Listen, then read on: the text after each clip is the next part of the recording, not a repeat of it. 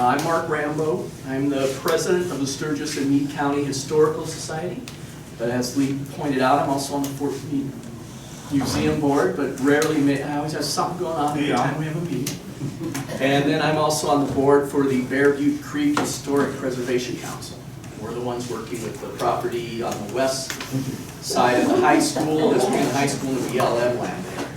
We're doing the archaeological digs in Soapsuds Row and all that kind of fun stuff. So we've got a lot of stuff going on, a lot of organizations in the community that are busy trying to preserve our history. So our genealogy group meets once a month, the first Saturday of every month. Next time will be March 1st again. And we meet at 1 o'clock, usually for about 2 hours. Here's your sign-up sheet. Usually we meet for about 2 hours. Sometimes we stick around and talk and answer questions, and sometimes we finish up a little early and we're able to kind of help people with individual hurdles and stuff that they're facing. So we're glad to see so many people here today. I'm assuming that some of you have taken ancestry DNA tests and are wondering how to make that work. I saw a couple heads up and down and one back and forth. So we'll go through all that. We did have part 1 of this last month, and as we were just saying, Richard has the video and audio from that, and we'll be getting it up on our YouTube channel very soon. So you'll be able to see that one covered mostly about how to use the ancestry site itself, how to enter your people into your tree, how to change the information, how to attach files, and all that kind of fun stuff. This time we're going to be covering a few other things. We wanted to look at some of the other tools that Ancestry owns, but are outside of that main page that you use when you're on Ancestry. So today we're going to be talking about Ancestry DNA. We're going to be talking about newspapers.com, which is a huge resource that I absolutely love. It is behind the paywall of Ancestry, so if you're not a paid member of Ancestry, you can only find certain things within newspapers.com. Fold 3, which has mostly military records, and we're going to be going into each of these today so that we can kind of show you how to use them and how to maximize your research. Okay? Fold 3 is mostly military records. They do have some land records and some wills and probate and those kind of things as well. But for the most part, it's the go-to source for military records. And then lastly, we're going to talk about Find a Grave. Find a Grave was purchased by Ancestry.com, but they have not put it behind the paywall. It's still free to use. It's a user-based site that you can enter, grave sites into, pictures of headstones, all that kind of fun stuff. It's a lot of fun. I really enjoy Find a Grave. So those are the tools we're going to be looking at today. Next time, just as a teaser, March 1st, we will be talking about Family Search. There's some really new exciting things that have been going on at Family Search. Of course, it's a free site. It's the site that's owned by the LDS Church, headquartered out of Salt Lake City. And next time we did do one a year ago, I think. Maybe a little over a year ago. It wasn't exactly a year ago. On Family Search and how to use the general site. And that's on our YouTube channel. No, it isn't. It's not? It's one of those I haven't gotten up yet. Oh, okay. It will be on our YouTube site. Yes, ma'am. How do you get Family Search? Is FamilySearch.com or? Yeah. .org. Oh, .org. I'm sorry. .org. Yeah, .org. FamilySearch.org. Thank you. And we'll be doing that next month. There's some really cool stuff that, of course, it's a world tree-based site for those of you who have used it. If you enter your family tree into it, it's incorporated into a worldwide tree. You don't own the tree, but you can go in and edit things, but other people can go in and edit things too. So it gets kind of scary, but it's kind of fun too. Most people like using Ancestry for their tree for that reason, because you own the tree and nobody else can mess with it if you don't want to. One neat thing that we're going to talk about next month is the user-owned tree option. that is possibly coming from Family Search. So they have it in their beta site now, their labs that you can use to do your own tree within their site. So yeah. Just to let you all know, especially the new people, that if you need help doing any sort of genealogy research, stop into the library here Monday through Thursday. Ask for me, and I can help you. I can get you on to, if you've never done Family Search and want to see what that's like, I can help you get into that and show you how to do that. So just stop by the library here. I'm here Monday through Thursday, and then either Friday or Saturday, but that varies from week to week. But Monday through Thursday, I'm always here. Yeah. Want some help, or? What's your name again? Lee. Lee. If you just go to the front desk and, I need to talk to the genealogy guy, they'll just point you to me. Yeah. Yes, sir. And then this site here, the church down there, we're at the city, also allows you to use their computers, and there's Yeah. usually some people there that are pretty knowledgeable.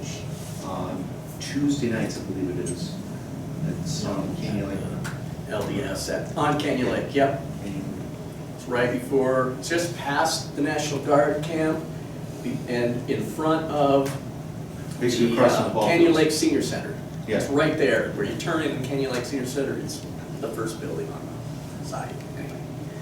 So that's gonna be next month. We'll press on with this month though. Of course, Ancestry.com, as you all know, is a very comprehensive site.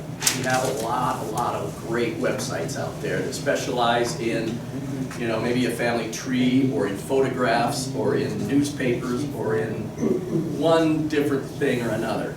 But Ancestry is comprehensive. It really breaks down and encompasses everything you need to know about your family search. The downside, of course, is that it is expensive to use. If you can go on, you can make a free, how much? I'm trying to think. There's so many different things you can subscribe to. I have the full package. I pay for everything, and I think it's about $500 and some a year. I've said this a million times, though. This is my hobby. Some people buy gardening equipment. Some people buy, fishing lures or whatever it is. And this is what I spend my money on. So, yeah. If you get any other deals, and the last one I got in on was I'm down about $25 a month. Yes, and around any holiday, they always have specials. So particularly introductory specials. Sometimes I have to let my subscription lapse maybe a couple of weeks or a month. Right, and then if your subscription lapses for a little while, you can get in on another deal. Right. Yeah. And Around the holidays, there's always deals to get. So today we're going to explore some of the different tools that Ancestry owns and how to incorporate that back into your tree, how to utilize it to its full extent. So, Ancestry DNA has become one of the biggest, most trending things you can do, especially since COVID. During COVID, all of the genealogy and family history research just exploded. And people are going crazy about it right now. But the DNA part of it really took off. Ancestry DNA is the largest DNA repository in the world. You look at the second largest, which is 23andMe, and Ancestry has like 3 times as many people involved. And the reason I bring that up is the more people in a database, the more specific they can get with their results. They can say, okay, we can now take all these millions of people, and I think they have about 25 million right now, people worldwide that are in Ancestry DNA. And they can take all those people and compress and twist and manipulate all the data and really come up with very specific geographic areas and very specific lists of cousins and things that you can reach out to. And we're going to go through that. We'll see how that all works.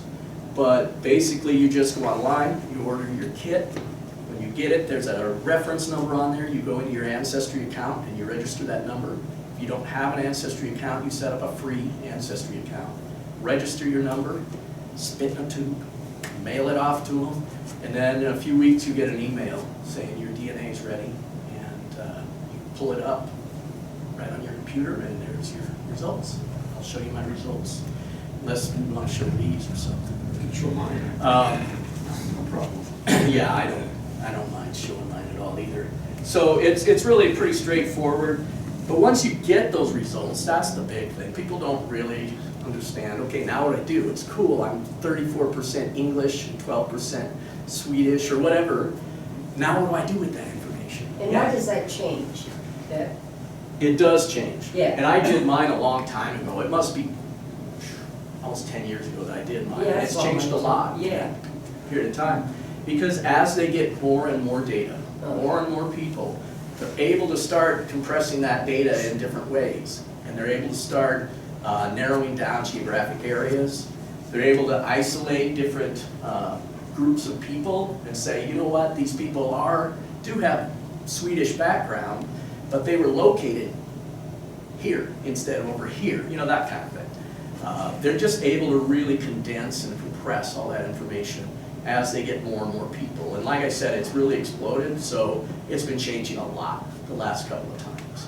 I think this last time was their biggest change. If you haven't looked at yours in the last few months, look at it, because I think in October was when it came out, and it's changed a lot during that period of time.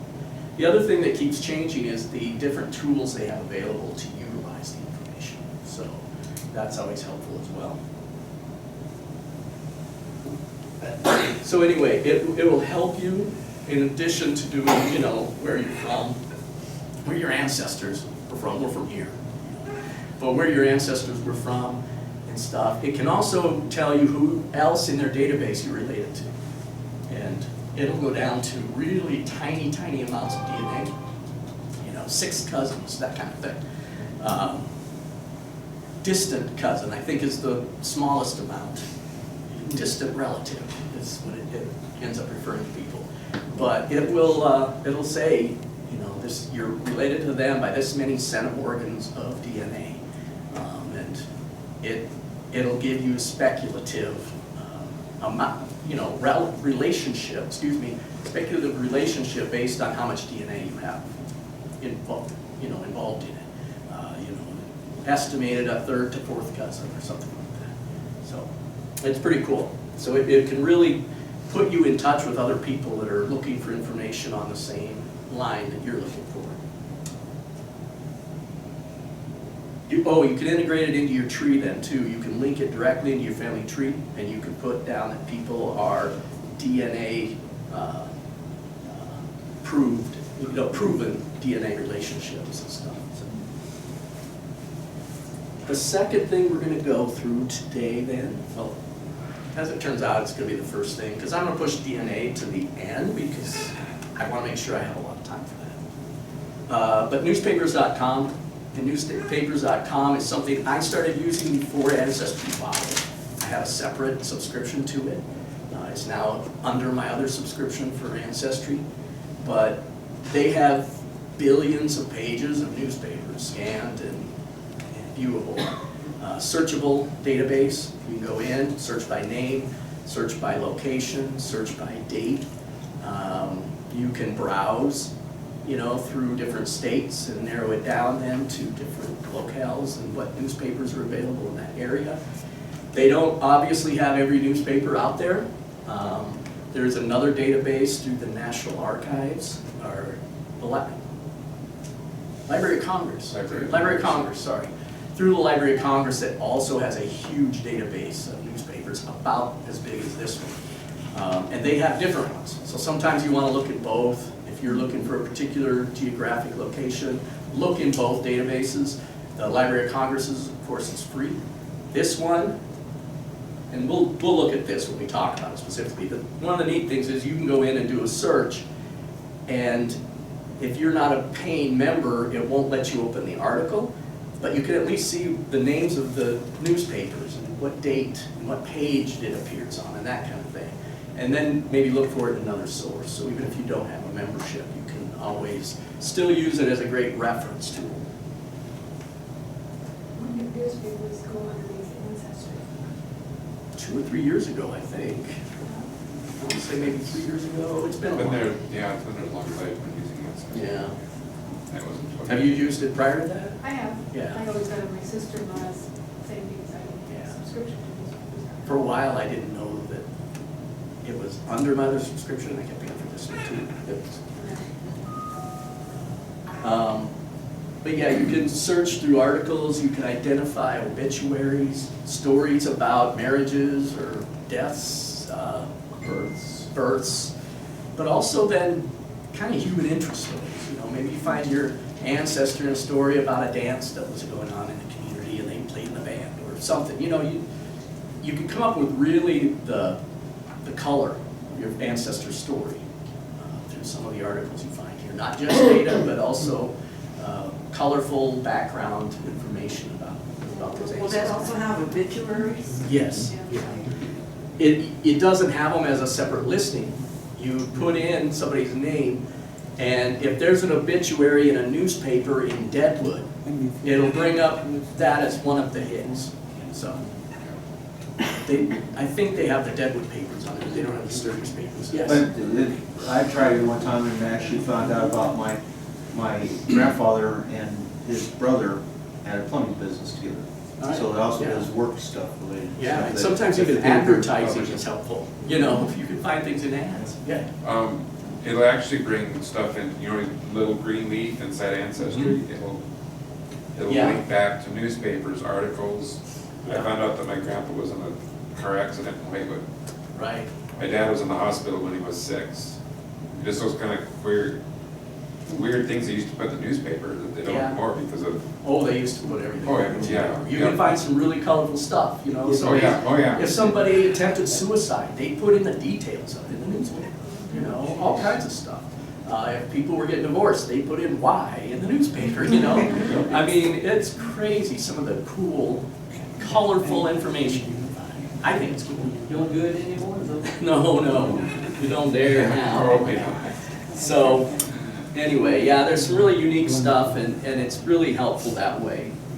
Fold 3 is another one we'll be going through. Again, it's primarily military records. You can search by an individual's name, find out if they were in the military. If you already know what unit they're in, you can search by unit. You can search by location. It has really neat things like photographs sometimes. You can see all the original documents from pension files. Sometimes if they were applying for pensions, they had to have, you know, affidavits from other people that they served with to prove that they were injured at this particular time or sick during this battle or something.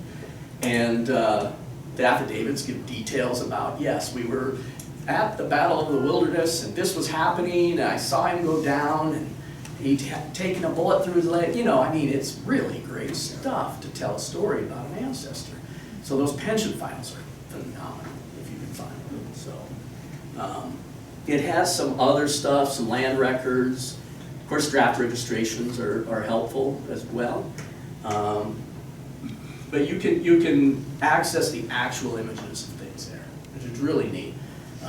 You can also go on that site and make a, I guess, kind of memorial page for somebody in your family who was a soldier. And you can link in all their documents and stuff so that people can just go into that one spot and see everything about that relative that served, all linked together, which is a neat little thing that they do. Do you access it through Ancestry or is it a separate site? You can do either. All of these you can do either. You can go right into newspapers.com or fold3.com, or you can drop down to the bottom of your Ancestry page, homepage, and click on it. So, yes, sir. Fold 3 is one of those things that you can access through the library currently. You For can go in for free. Yeah, it's one of, you can't save anything that you find to your tree on Ancestry, but you can find the information and you can see the documents and you can download the documents onto a flash drive and then take them home. Yeah. That's one of the. Is that at any library? Mo- I mean, from Belfort. Yeah, I don't know what. I think it's any library that's part of that library consortium Yeah, that, comes Yeah. from the state library. Okay. yeah. It's one of those things that comes from the state library. Unless they end up cutting the state Yeah. library, then we won't have the Yeah, then service we in the won't have library it. anymore. Wow. So, Just like we currently have access to Ancestry.com Mhm. to research on there. and you have a lot of people come in and use it. Yeah. So, yeah, it's a popular thing. Find a Grave, and this is gonna be a lot of stuff to get through, so.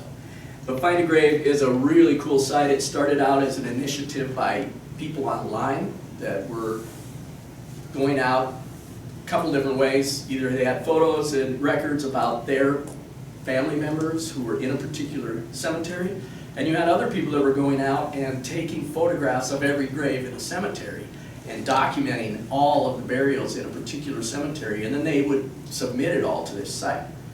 You go in, you can search again by person, by cemetery, by location, by year, all kinds of different ways of doing it. The only caution I would give you is that this site is user submitted. So the information's often only as good as the person typing it in, so. Speaking of that, I was doing some research this morning, and I found somebody, and it had his first wife and his second wife listed.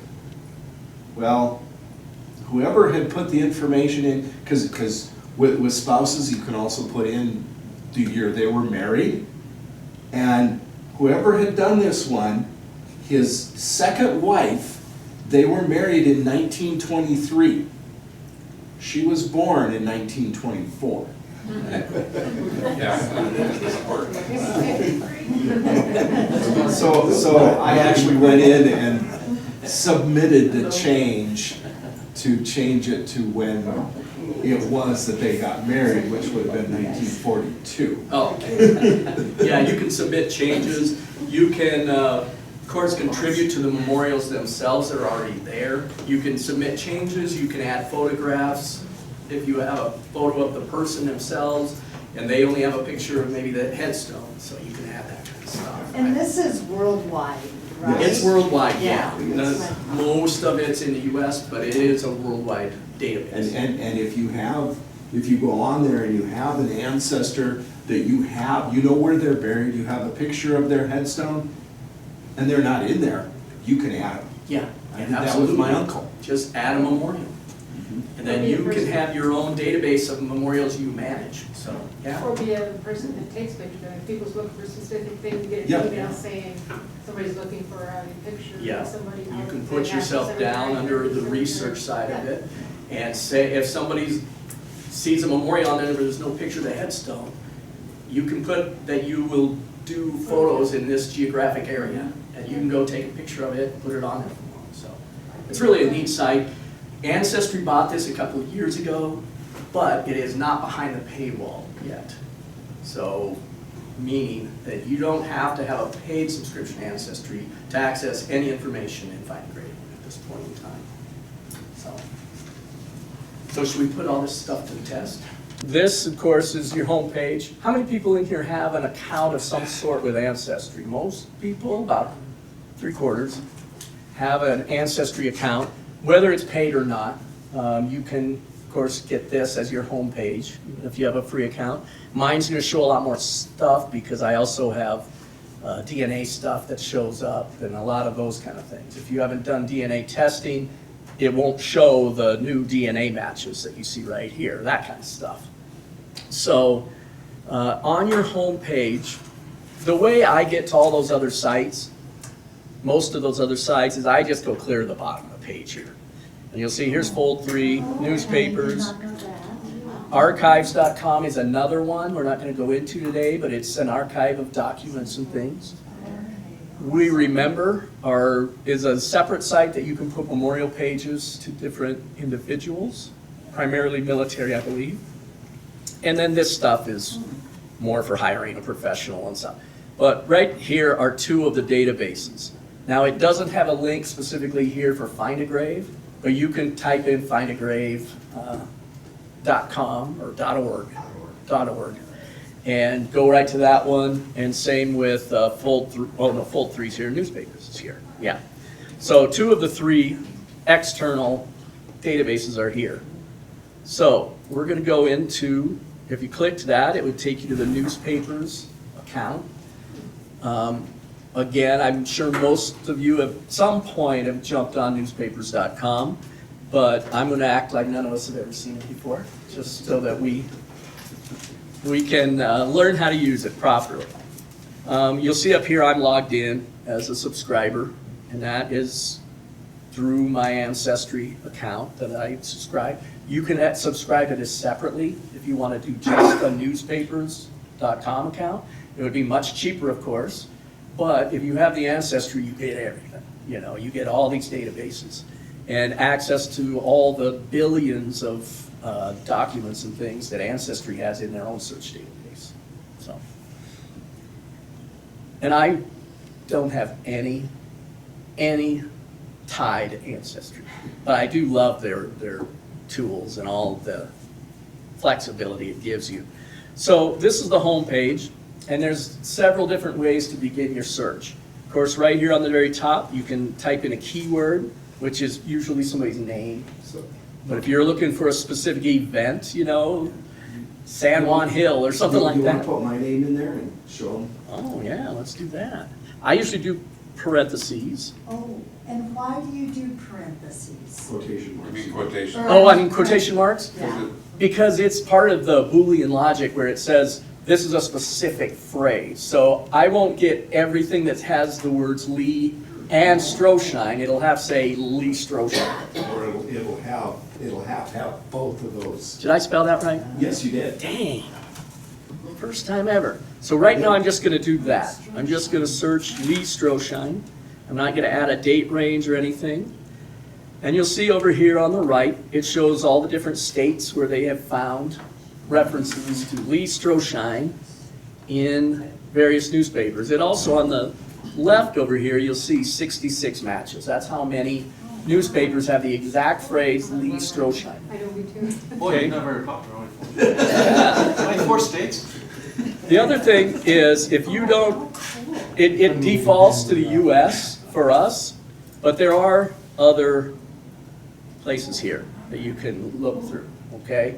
So if you want to search in Canada instead, you can select Canada and it'll search. But Lee apparently has never had any public presence in Canada, right? Right.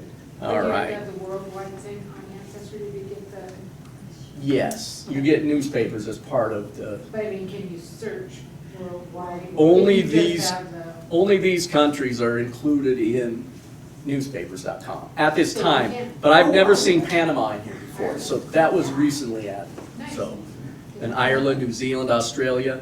So basically most of the UK and stuff, but I've never seen Panama on there before, so that must be a new one they just added. So anyway, if you wanted to, at this point, you could just scroll through and look at all the different references. You can sort them right here by oldest to newest or newest to oldest, or you can add a date range if you're looking and you see that there's some that are from the 1920s, you know it's not this Lee. So you can put in a date range and say 1960 to today, you know, kind of a thing. And what year were you born? 62. Oh, 62, you're only a year younger than me. You're old. Yeah, older, yeah, boy, I almost said that wrong. You can also filter by other things, so anything that was, if you've looked for something before and you are just looking to see if there's anything new, you can sort by things that were just added in the last month, the last 3 months, that kind of thing. You could sort by days of the week, so if you know that a certain type of record only showed up on Sundays in the newspaper, you can sort just Sundays. Okay. That sorting by Go back to day that page. would be like, I know the Rapid City Journal used to have the wedding announcements on Sundays or Saturdays or something, you know. Yeah. So if you were looking for so-and-so that got married and you knew that the newspapers where they lived published weddings on Saturdays, you could just Right. highlight that. Yeah. It's very, very flexible. How would you do it to search for a full name and a nickname? That is where you would put in a keyword, and you can also add the nickname here. Well, here, I'll show you another thing. Okay. So, What I usually do is just do two separate what would a, searches. I'll just put, well, do you have a nickname that would ever have shown up in a newspaper? I can't really show it with this example because Lee just doesn't have nicknames. So look at, there's actually one page in Oregon. Should we see what that is? So I clicked Oregon and it takes me to just the references from that state. Oh, And you see, it's got Lee, yeah, it's two different things. Yep, and there is a word in between it, Yeah. but the words are very close together still. So that's not him, that's not our Lee. Why does it keep defaulting here, Canada? We want to be in the US. There we go. There are some in Michigan and Wisconsin too. Quite a few of them in Michigan. Not you. Yes. Those are you? Those are me. Oh, were you in the military? No, No? no, that was a Civil War reenactor. Oh, that's how you ended up there. Sure, yeah. Okay, probably the Wisconsin ones too then. I don't know what the Wisconsin one. Let's see, let's see, it'll show up here, US, Michigan, and that shows you what state you're focused on. But you can go back to just the general search by eliminating that. Now let's just look at the South Do the Dakota. Wisconsin one, see what. Okay. I'm gonna sort these first though, by Okay. oldest to newest. Yeah. See, the first reference to you was 1962 in the Mitchell newspaper. I bet that's your birth, Yep. see? So you'll see it jumps then from 62 to 77 to the Rapid City Journal, Lee Daily Call, 81. So, yeah. It's really a handy thing. You can narrow it down. The thing you have to be really careful about is not narrowing it down so much that you exclude other possibilities. If you put, parentheses around the name, and then they end up saying Mr. Stroshine, and later in the thing, much later, Lee, it's not gonna find that one for you. Because it has to be within a couple words of each other for it to find it with parentheses around it. So that's one thing to keep in mind, not to be so narrowly focused with a specific date that you're looking at or something, because maybe they didn't report it in the first newspaper after they died. Maybe it was the second newspaper after or something, before they got it in. So be careful. If you're not finding anything, back off of your specifics a little bit and generalize a little bit more and see if something else comes up. and also, not all newspapers are on there. Not all newspapers are on here. And we can see that. Okay, that's how you do a general search. You can also come up here to the search and it'll give you different ways to search. So you can go in here and look at all newspapers. And you'll see there's 27,699 different publications. That's different newspaper named newspapers, not pages. I mean, the pages are up in the billions. But you can do it, and then again, you can come in here and sort by location and date and those kind of things. Or type in the name of a paper, In Black Hills. Daily Call. Really good. I knew I could type that without making it huge. See, and here's the Lead Daily Call. Now that's not a single newspaper, that's a link to the Lead Daily Call in this database. And you can see down here the years that they have available and how many pages are available of the Lead Daily Call, 184,000 pages. Then click on that and show them how it goes from there. Yeah. So now it'll take you into here as recent. You have a graph over here that shows where they have pages in the archive. Oh, it's the browse is what I'm thinking. Oh, browse, okay. Yeah. Browse. And then you can select the year. Here you can select by year, or, well, let's say we went to 1899. It'll take all the months. You can pick November, and it'll show all the different issues available in November of 1899, which they only have one issue available in November 1899, November 1st. If you clicked on December instead, See, they have a whole bunch of issues there. For some reason, they don't have the November ones, except for one, but they have a lot of the December newspapers. So if you're looking for, you know something happened on this date in this town, you wanna read about it, you can go to that Right. specific newspaper on that specific date. Another really cool thing, if you're looking and you think, well, it should be in the Lead Daily Call, but I'm not finding it.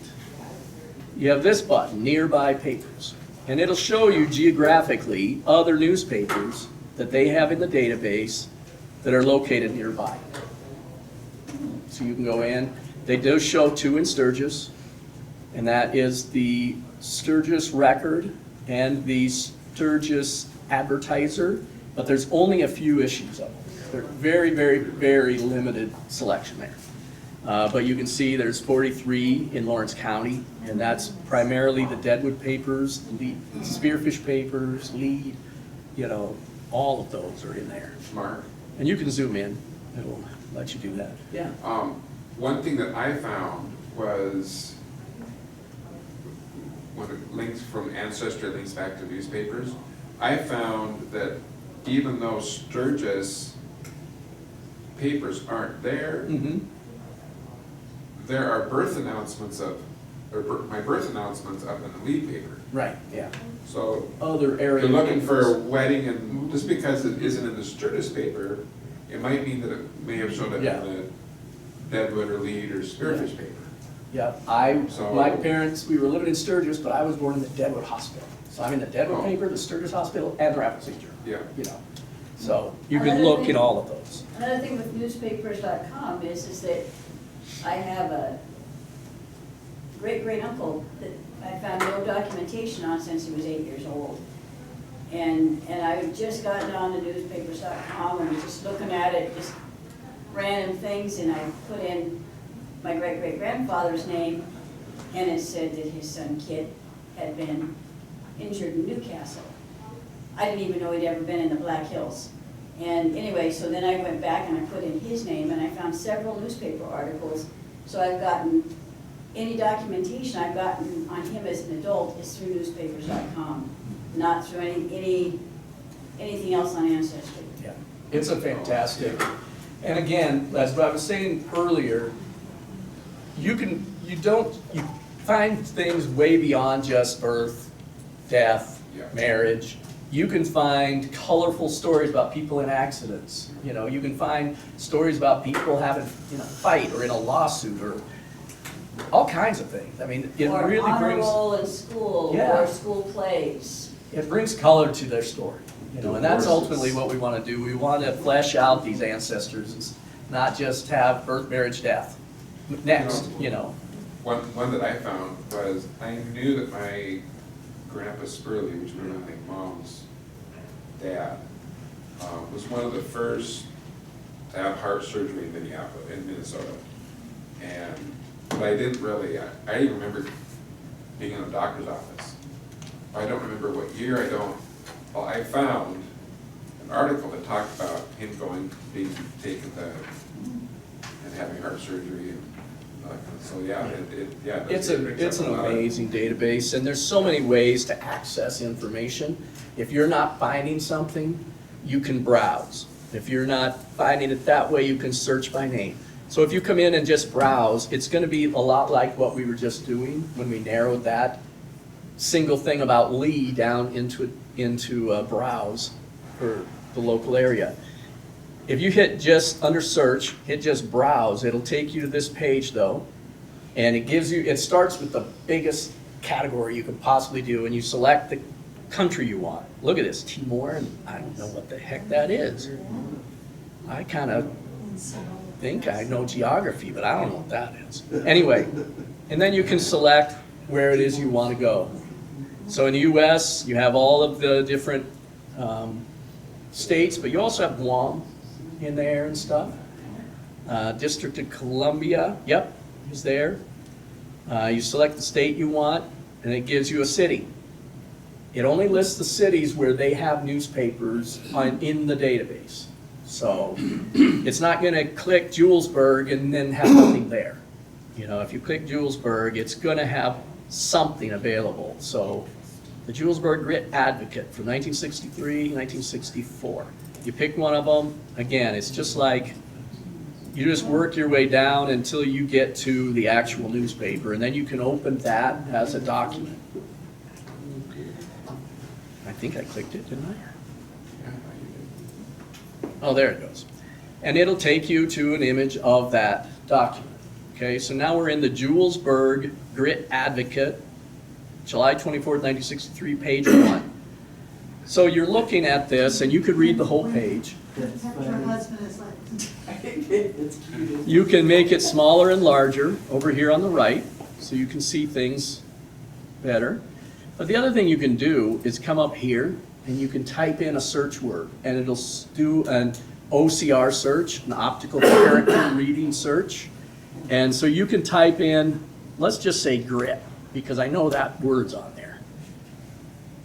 Special to the Grit Advocate. It's not foolproof because it only says there's one match, and here's the word grit right there.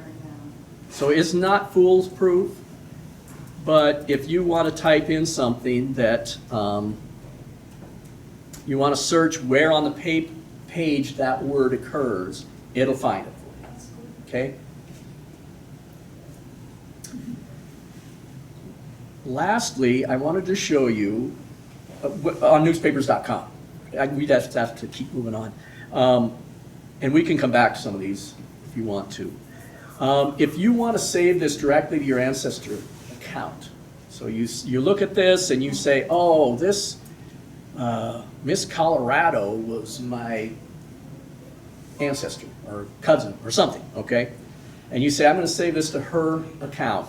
You can come up here, since it's part of Ancestry.com, and click Saved Ancestry, and it will allow you to select what you want to save, and then type in the title and any people or words you want to tag. So if you want to tag Miss Colorado, the person's name, the date, whatever, you can tag that all here, and then you hit Save to Ancestry.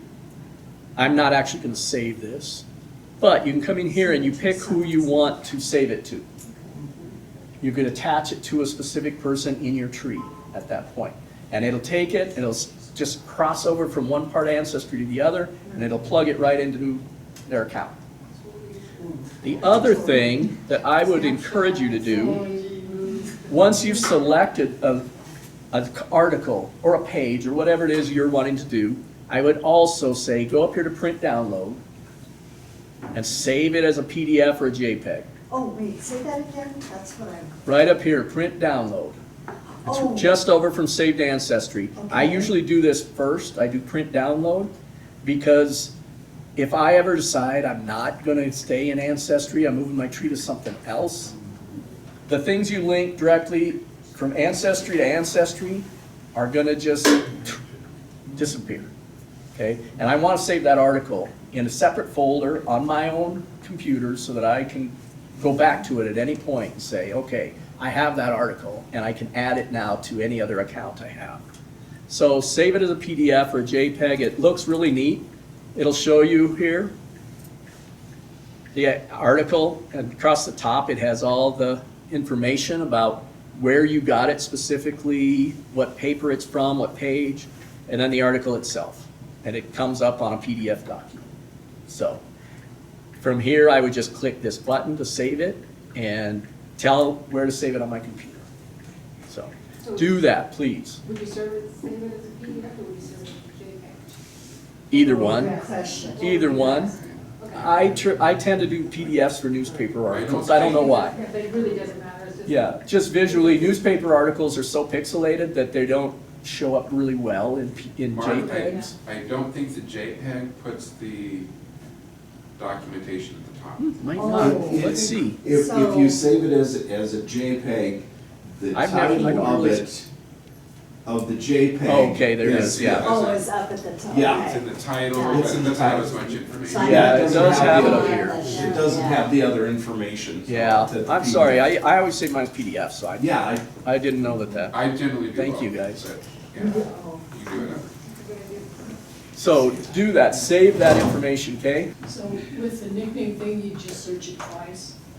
I would add the nickname in the search. I've got an uncle whose One. first name was Anthony, but he went by Cyrus. So there's a couple different ways you could do that. You could come up here and you can type in Anthony, whatever his last name. His last name. and then Or, put and then Cyrus. search separately by Cyrus. Or you could put in Anthony so-and-so and Cyrus behind it. Now, that is gonna Outside of the require book. that both those names show up in that date, in that document. So I would probably search the two names separately, as separate items. So yeah, I have an uncle that went by, his name was Robert, he went by Robert, Bob, and Bumps. Oh, And sure. so, I've done the Robert before, and then I finally thought, oh, how about I do reduced names, or go to his nickname Bumps Yeah. for when he was a kid. And, yeah, I got lots more Yeah. newspaper articles on it. so. And it might just be Bumps, it might not say his real name. No, So it in that just, it just case, says the Bumps. having both names in the same search wouldn't have helped, you know? There's no magic way of doing it. I would say, search every version of a name you can think of. I have ancestors during that Victorian time that always went by their initials. That was who they were. Oh, yeah. So you gotta search their first name, last name, their first name, middle name, last name, then their initials and last name, because you don't know what it's gonna be listed under. Or if you And only the know name their initials, changed that's or what you does it sign. But most of the time they were just initials, because that's how they all did, I don't know. I've railed on the Victorians before, I complain about them, so. This is Mrs. a, Oh, whatever, then the yeah. husband's name. Yeah, it's never the first. I'm gonna, does anybody have any further questions about newspapers before we move on to? Well, that's another thing she just pointed out, What's that? is that you're looking for a lady and she's married, most of the time in those old newspapers, you're not gonna have her first name, it's going to be Mrs. John or John. whatever. Mrs. John Johnson or Mrs. Johnson, yeah. Yeah. Wife of John, you know?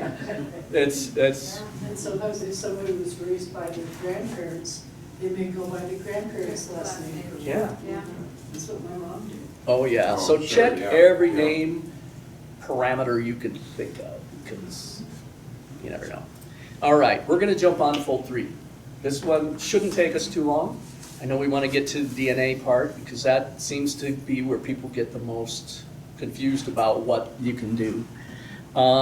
Fold 3, as we said, is primarily for military records, and it even refers to itself as a military database. You can see here there are multiple countries again that you can search. So if you have somebody that was in the Canadian military or England or wherever, you can find those here. You can also search by war, just by clicking any of these. You'll see there are different things. There's Indian and Mexican American wars. There's a separate Native American wars. So this would probably be more the early fighting with Native tribes. I'd say colonial times up through probably up to the Mexican American War. And I think this would probably be more the later battles. I don't know. I would check both. If you had somebody that was fighting in the Indian Wars, check both databases. Mark, what's the very last one says non-military, why would that be included in this? Because there are a lot of different resources they have that are non-military.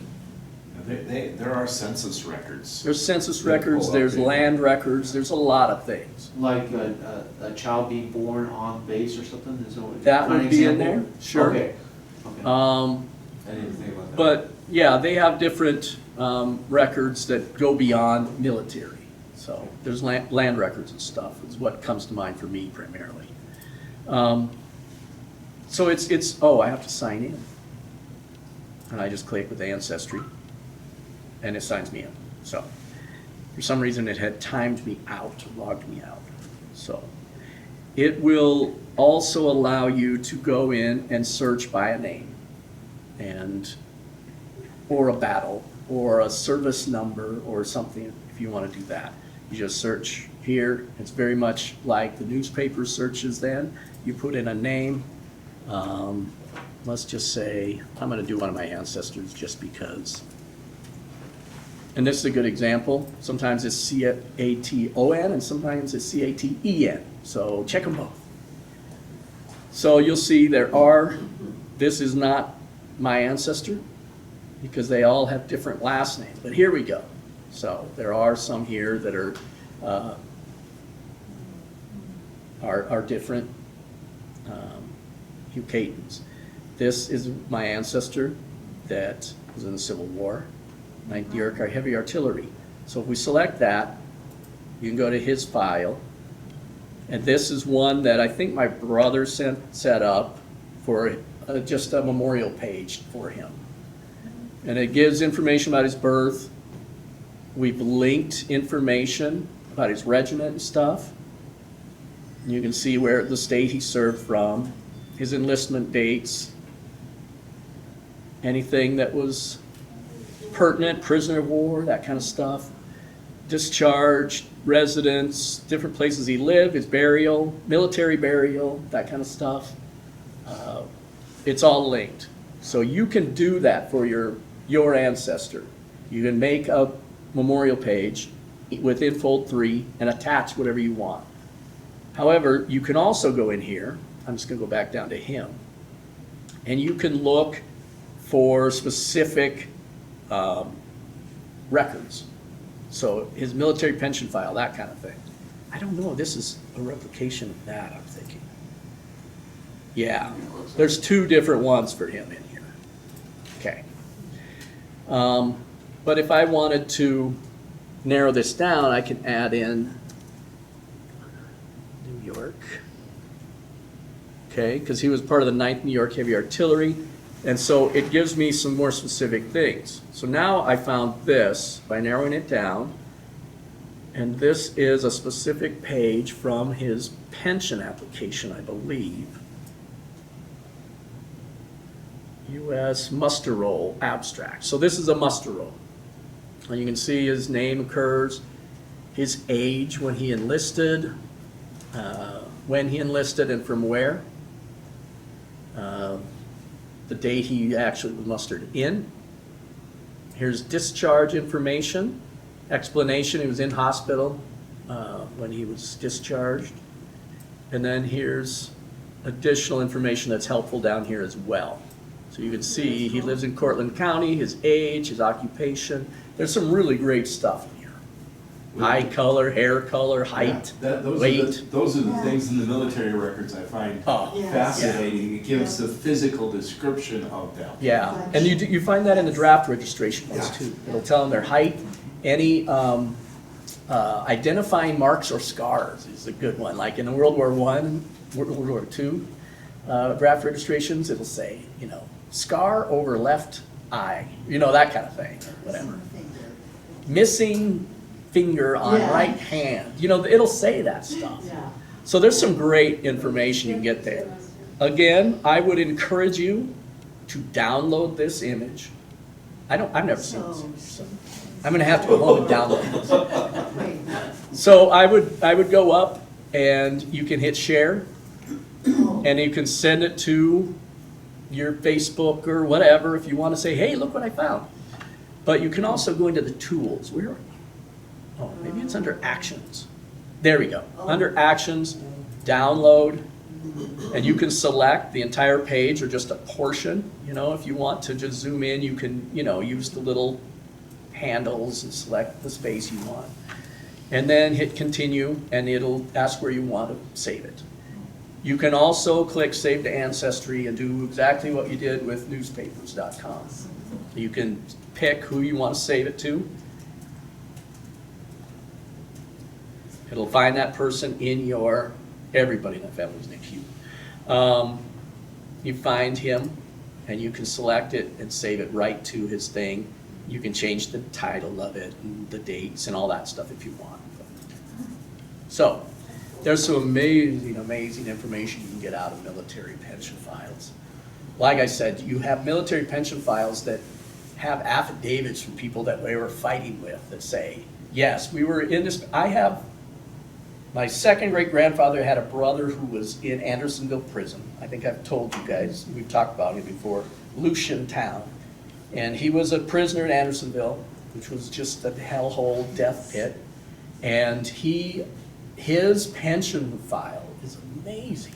because there were other people who sent letters of support for his pension that described what he went through in Andersonville and the illnesses and how he was beaten in fights for food. And I mean, it's amazing the detail that they go into some of these. So try to look beyond just finding that basic thing where it says what unit they're in. Look for pension files, look for discharge papers, look for widows' pension applications. Those are always helpful. There's a lot of different things you can find in there. Then you have questions about Fold 3. It's really great database. You can search and browse. Again, you can browse just like you did in the other, where you can start with a state and then go to the units in that state and what war they were in. Yeah. Find a grave. Everybody ready for Find a Grave? Find a Grave, as I've said, is not a pay service. I'm just going to log in here. Oh, I've never linked my account. Okay. So anyway, Find a Grave, again, is submitter edited. So the people who are submitting this information say what date people died and were buried and born and all those things. So it's kind of maybe a secondary source, if not a third level source. But there are photos of the graves. There are, you do know this is the grave, the cemetery the grave was found in, that kind of thing. So there is some primary source information, but it can give you some great links. And I'm going to go ahead with the same guy we were just talking about. See if he's in here. There we go. So this is, oh no, that guy's in Manchester, England. That's not him. Well, I got to narrow that down. So I'm going to refine my search. I'm going to say cemetery location. I'm just going to say South Dakota. Bring up the type ahead and search. And the cemetery location, There we go. you could narrow those down to, if you know the state, you can narrow it down to county. You can put county in, or you can even narrow it down to town, or even to the name of the cemetery. Yeah, you could put Bear Butte Cemetery in that search box, and it'll find Bear Butte Cemetery and all the listings there. Yes, sir. You had that nearby newspaper thing? Mhm. If you had, say like a lot of my ancestors died in Pittsburgh, Pennsylvania. Mm-hmm. Is there like a nearby that if You I got can search- buried in the next county over? or You can something? search Pittsburgh, Pennsylvania, and it'll bring up a list of all the cemeteries they have records for in Pittsburgh, Pennsylvania. I would probably search by county or something at that point to be able to, I guess not narrow it down, enlarge, your search, or search a neighboring county. Okay. I don't know if you can do it the way it was in newspapers, where you can, it'll don't- show I you don't- neighboring ones Okay. automatically. I don't know. Searching somebody that I think was in Sturgis, but, there are 4 cemeteries around here. I will just put in Sturgis, and it'll give me all 4 of those cemeteries as the possibles. Yeah. Okay. I'm gonna- I was just throwing an example out, like up on Nemo Road, there's a little cemetery right there. Yeah. And maybe Put- that person's, put- and that's technically Lawrence County. Yeah, Yes. put But if in you didn't know put that. in Lawrence County, Yeah. and then it'll find anybody with that It'll name even that's show listed in that county. family cemeteries and things Yeah. that have been documented, put in here, Okay. that you probably wouldn't even know exist. Okay, like I said, I was just wondering if you Yeah. had that like nearby. I would Nothing search but by newspaper. geography at that Yeah. way, yeah. Okay. This is actually the son of the guy I was searching for, but I've just realized why, because it's spelled E-N. Remember I said it's sometimes O-N, sometimes E-N? It's spelled E-N in this particular instance, so. And you can see this information has been all submitted, but it's also a hyperlink to Wildwood Cemetery in Salem, South Dakota. And if I click that, it takes me to that cemetery listing. And there's 1,254 memorials that have been entered from that cemetery. Oh, here are nearby cemeteries. Look at that. Oh, okay, there. So there you go. I guess, He does have it. yeah, Yeah. you were right. It's right there. Good job. If you want to go in and add a memorial that's not listed, at a particular cemetery and you know, oh, I have a picture of great grandpa and this is the plot he's in and everything. Maybe there's only a few, maybe somebody hasn't gone through and done all 1,254 graves. Maybe there's 5 listed for Wildwood Cemetery because only somebody's listed just their family. You then can go in and add memorials. You can upload headstone photos. You can look, see which recent memorials were added at a particular cemetery in case, again, you've looked at it before and you just want to know who they added since then. So that'll just tell you, or then you can search that cemetery as well. If you want to volunteer for a particular cemetery, you click this button.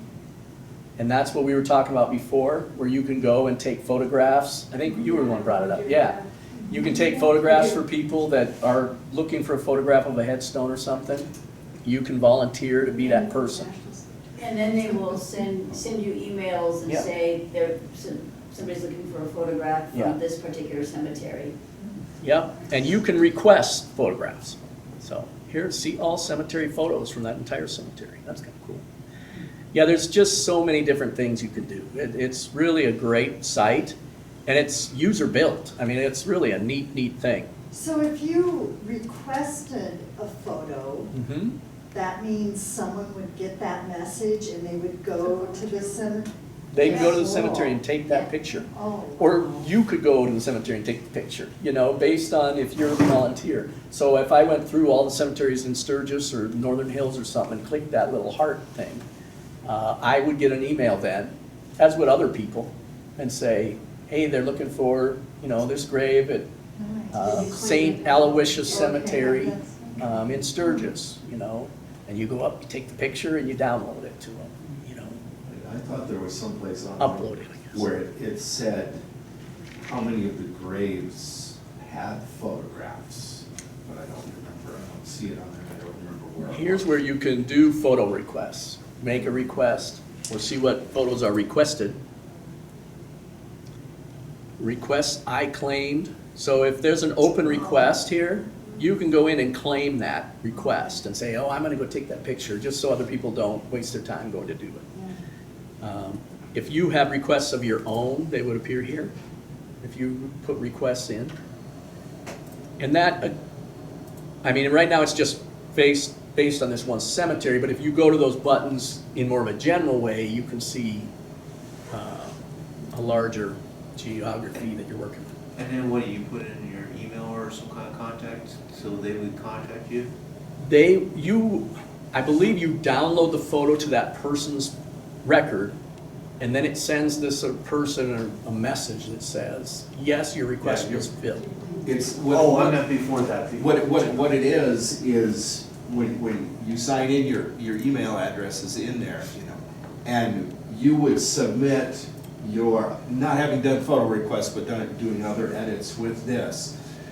You submit it, and whoever it is that you're contacting or whatever is contacted by Find a Grave that says, hey, this person, there's this message for you from this person. Mm-hmm. And so all the contact is done through Find a Grave. Yeah, you don't Your message each personal- other directly. Yeah, your personal Oh, I information. understand, but it's probably run through your email or something. Yeah, yeah. Now, what you'll see here too, and somebody had to go in and do this. I've linked some of these, but other people have linked some of the other ones.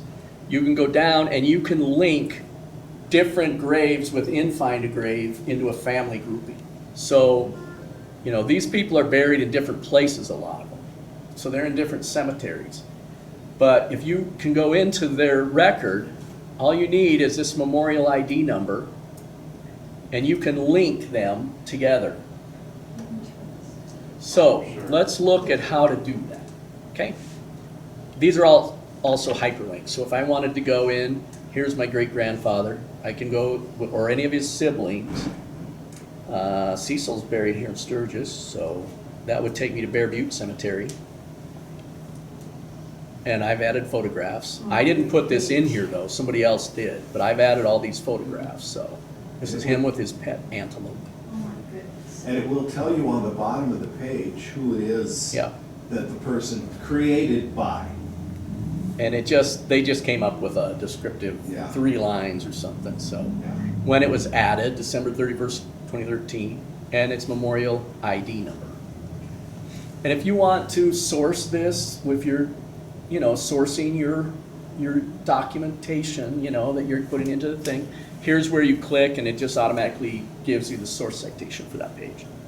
So.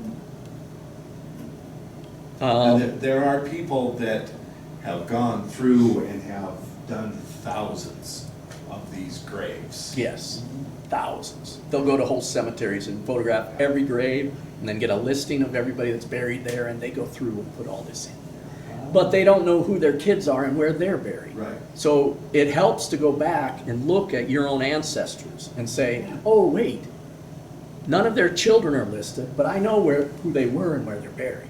And you can link them. And this is how you do that, okay?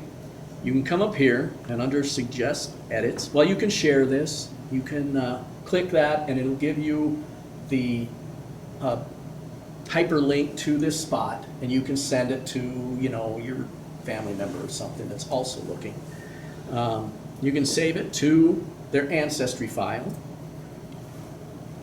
or to a virtual cemetery. You can build your own virtual cemeteries in here that is all your ancestors' graves from all over the world, but they're in your virtual cemetery. So you can go and see all their graves all in one place. So you can copy it to the clipboard so you can paste it somewhere else and so on. Or you can print it out. Yes, which is very cool. The other thing though is Suggest Edits, and there's a drop-down menu here.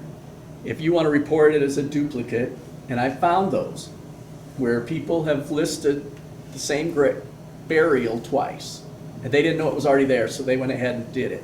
You can report duplicates, and all you have to do is take this number, memorial ID number, from both of them, and put it into the message, and it will send it to the people who originally entered them, and they will authorize, yes, merge those. So if they don't respond within a certain period of time, it automatically merges. So the Suggest Edits, though, is a great thing, and I've used this one a lot. So this is, again, my second great-grandfather. We have a lot of information, biographical information and stuff here, but you can add more. You can add more biographical information at this point. You can change dates and times. It won't automatically change them. It'll send it to the person who owns this burial, this memorial, I guess is probably a better way to put it, and it'll say, hey, this suggestion was made, do you want to accept it? If they don't respond within, again, it's a certain period of time, a couple months or whatever, then it'll automatically accept it. But you can keep going. Here's where he's buried. Cemetery plot number. You can ping that on a map if you know the longitude and latitude. You can add that. If you know the inscription on the headstone, it's not listed on this one, so if you knew exactly what that said, you can enter it there. If there's other details, if you say, oh, there is a concrete surround around the base, around the entire grave, maybe that doesn't show up in the picture, but you can type that in. Here's where you can add, if they aren't linked to their parents or their siblings or something, you can add all that information here. So you go in, you put in the person's number. I would open them in a separate window and just go back and forth between them so that you can save that number that's attached to their file. Copy it, paste it, put it in here. If you know the spouse, why that's not listed. Because you have to edit. Oh, I have to edit hers, yeah, okay. Anyway, if you add additional spouses, to add a child, go to the child's memorial and add to their parents. So it gives you the instructions that you need.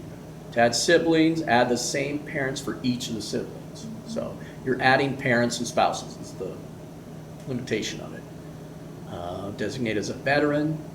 You can do all this other stuff. If you want to contact the manager and just say, hey, where did you get this information? It's all wrong. And ask them that question. You can do that. You won't send them a message directly. It'll go through Find a Grave. I had somebody contact me. I had made a change to one of my ancestors, and whoever it was that was the manager of it contacted me and said, hey, I see you made this change to them. Are you related to this person?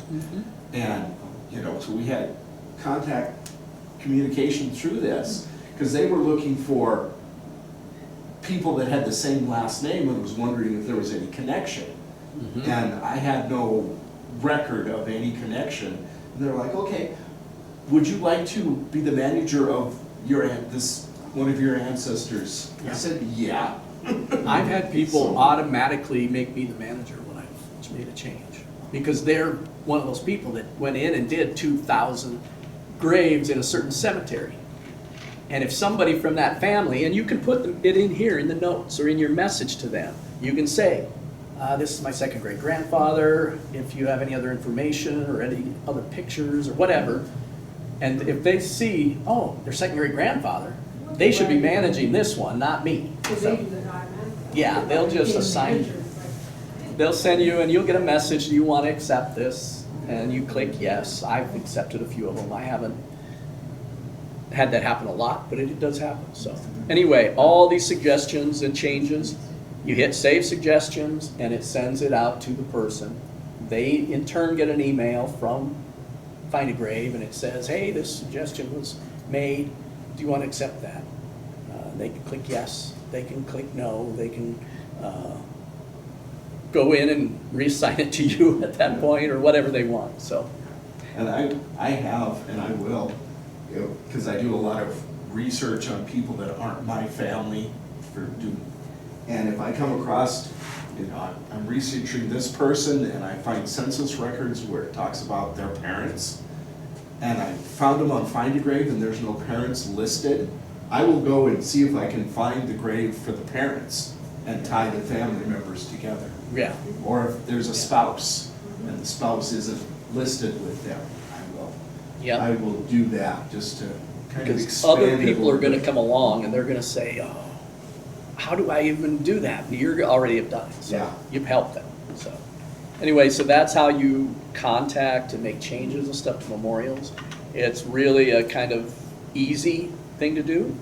I've added photographs. I don't know who Paul Fiscum is, but he's the one that added these original photos. My guess is, what you can do is you can click on that person's name, and it'll tell you how many photos they've added and stuff. He's added 12,920 photos. So my guess is he probably has documented several cemeteries, not just his family.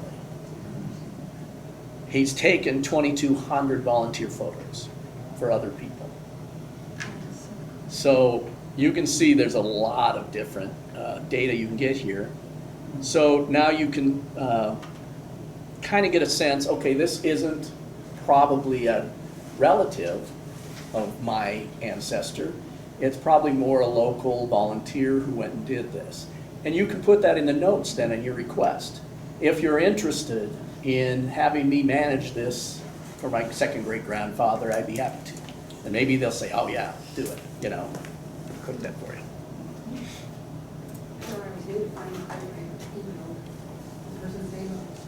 She gave it to me. Yeah. And that's what she did, she just Right. did all the cemeteries. And Yeah, local historian or something that was just documenting all those cemeteries, which is awesome as somebody who does that. So that is Find a Grave, quick snapshot. It is a really cool database. It's free. It's still not behind the paywall at Ancestry. But even if it were, it's just an amazing tool. So You can link all of these directly to your family, your Ancestry.com account. But you can also look up famous people too. Then. Oh, yeah, yeah. You could look up John Wayne or whatever, and they'll all be in here. Since I live real close to Wild Bill Hickok, Right, you know.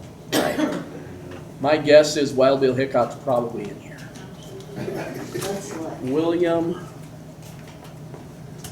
I won't say Butler, Hickok. It's James, not William. James Butler Hickok. That's right. He's Wild Bill, but he's not Mark. James Butler Hickok. Kind of fun looking on Ancestry when you're starting out, because you don't know who all your relatives were or are. James Henry Hickok. Did I misspell Hickok? He didn't do CKCK, did he? Take out the first C. Okay. Nope, that's not right. It doesn't look right. Take out the last C. Okay. Try Yeah, that. Try that. Let's search by location. But Lawrence County.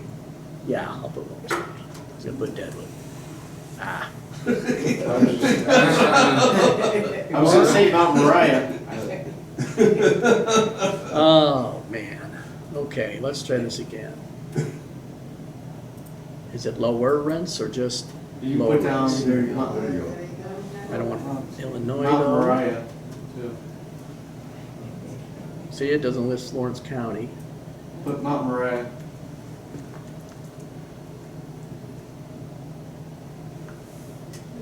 Well, it doesn't give, that's weird. Wow. Unless it's MT. Ah. Mount Moriah. I'm just gonna put Deadwood. There you go, that'll do it. Deadwood, Lawrence County. Search. There you go. Finally, we found him. We just had to spell his name right and spell the town right. So then you go to his account. My guess is this is probably, see, photo added by Safe Harbor. It sounds like it's probably a group or something that, but it has his parents' graves and his spouses, his children. I like they've got Calamity Jane listed. Yeah, I know, what a joke. Oh, serious? Oh, Yeah, my goodness. and that's what I mean. She claimed This it. is a user form database, so people are gonna put data in here that's not proven and not provable, so. Do they actually show his original grave? That's what, because I actually live about 50 feet away from his original grave. Oh, really? It doesn't appear to, these are the, 16 photos. So we can go through and It see, would, it would show where, what's his face was buried in. Haven't been- Right there. right there, the Charlie Yeah. Utter one, Charlie yeah. Oh, Somebody's added it. Yeah.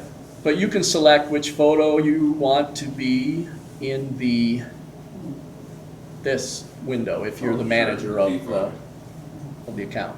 It's usually the first one that gets added is the one that appears in here, so. So yeah, people have added a So lot. his name But you can, is James, why was he called Wild Bill? what? They're just- If his name is James, why was he called Wild Bill? That's one of the questions that's been. That's been lost to around for history. years. Yeah.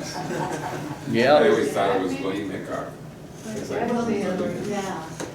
all his siblings and stuff. 1,648 people have left flowers. My goodness. You can leave a flower on a grave by clicking this button. Pick what kind of flowers you want to leave, and if you want to do a message, you can add that. I'm not you, Daisy. Anyway. Pushing up daisies.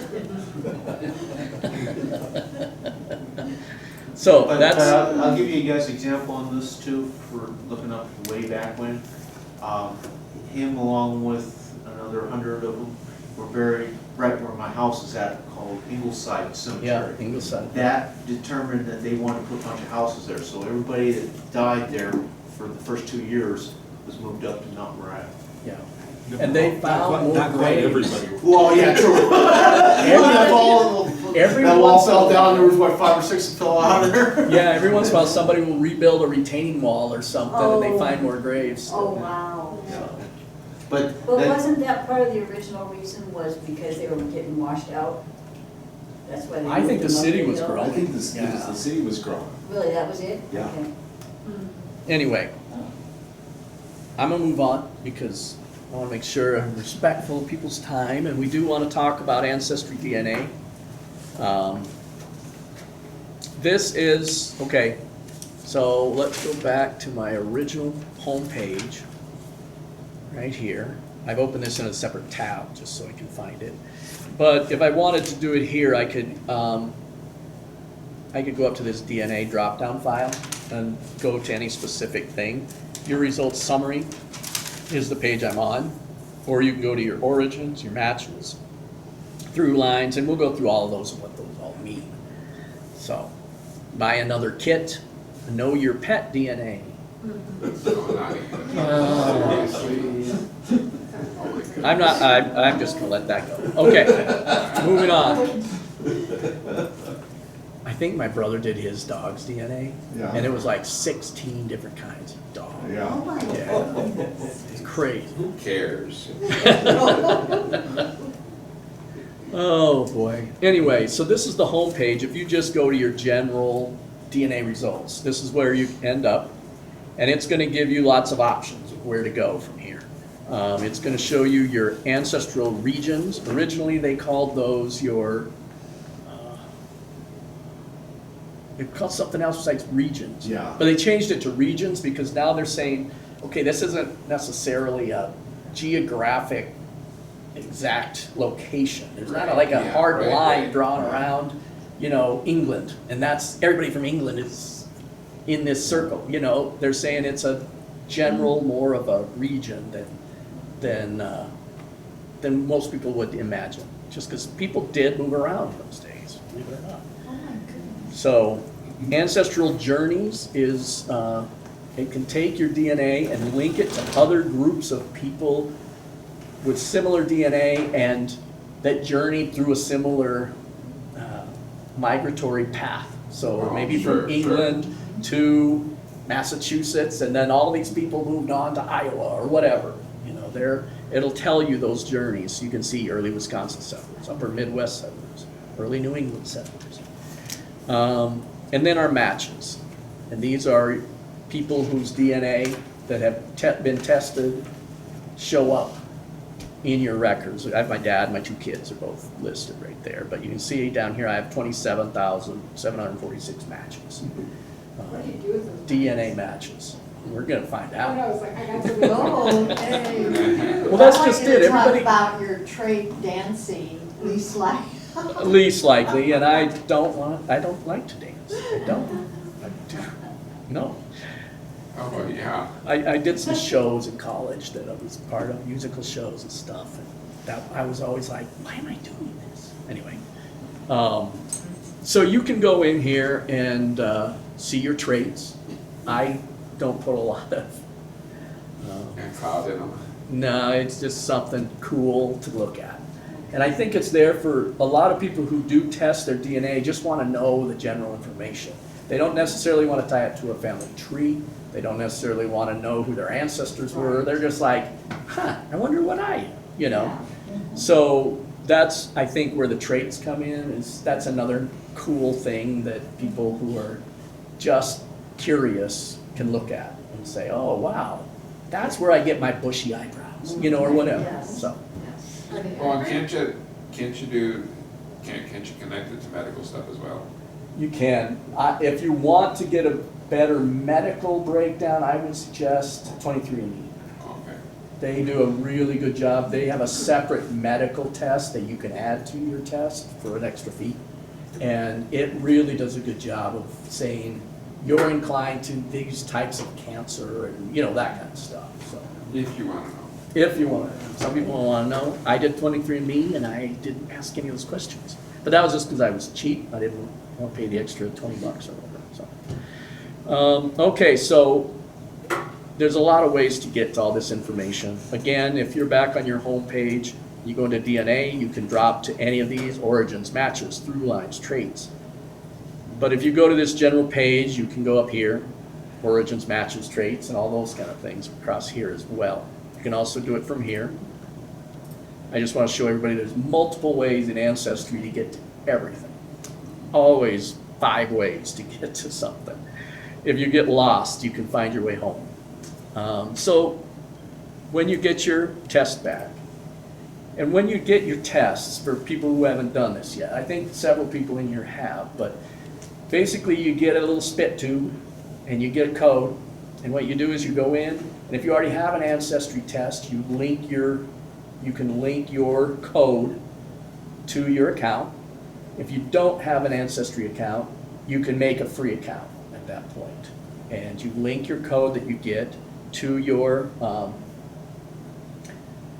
account online, spit in the tube, close it, put it in the envelope that's provided, and send it to them. you'll get an email in about a week saying that they've received it and it's being processed. And then usually 4 to 6 weeks, you'll get your email saying, your test is complete, click here for your results. And it will, when you click on it, it takes you to your Ancestry account where you linked that number, and you can pull all this up just like this.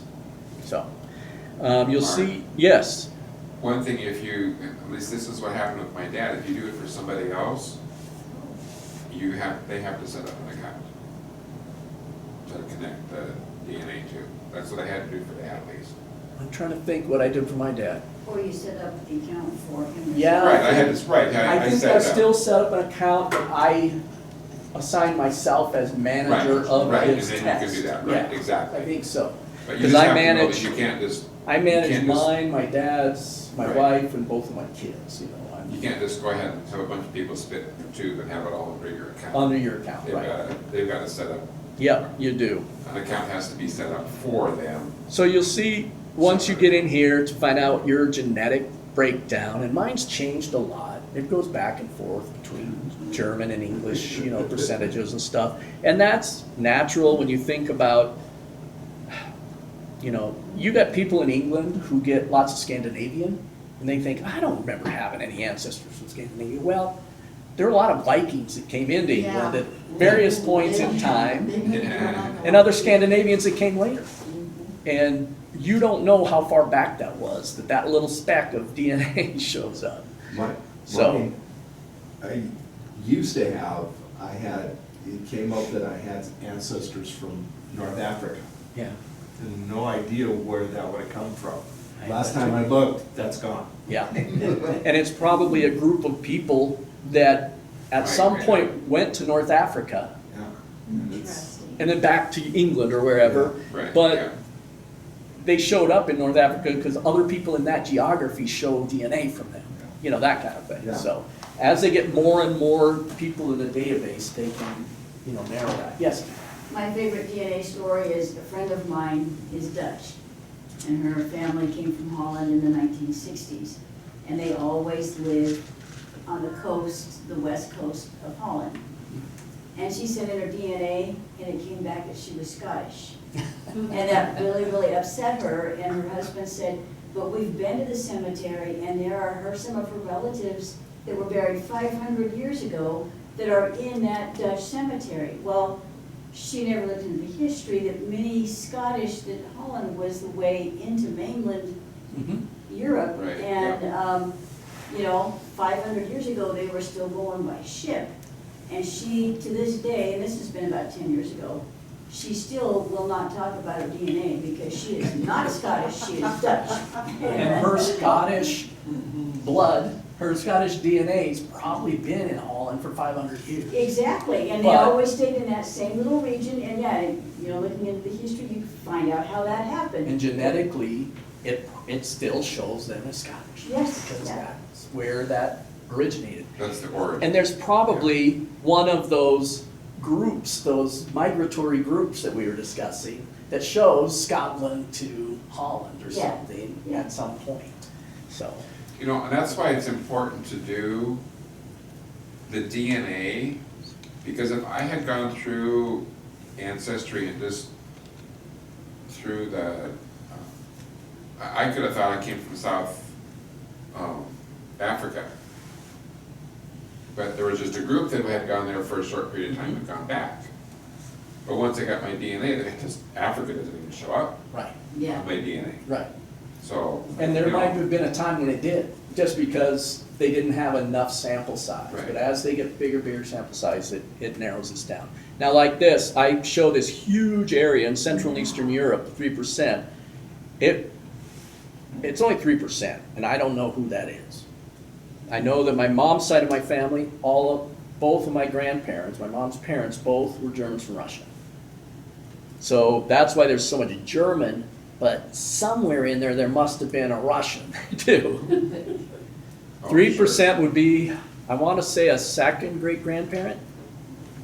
A great-grandparent, second great-grandparent, something like that. Is it Yes, possible that You're similar like me, where I've got some relatives that actually consider themselves Prussia, which was actually kind of like more Poland, which wasn't existent at that Yeah. time. Parts of Prussia were in Poland and parts were in Germany. But most Prussians were historically German people. They just found themselves in Right.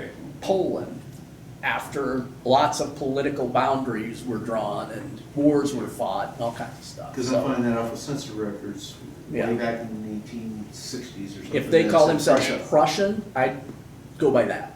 You know, even if geographically it's now in Poland, I would call them Prussian because, you know, again, those political boundaries and genetic DNA doesn't always match up, you know.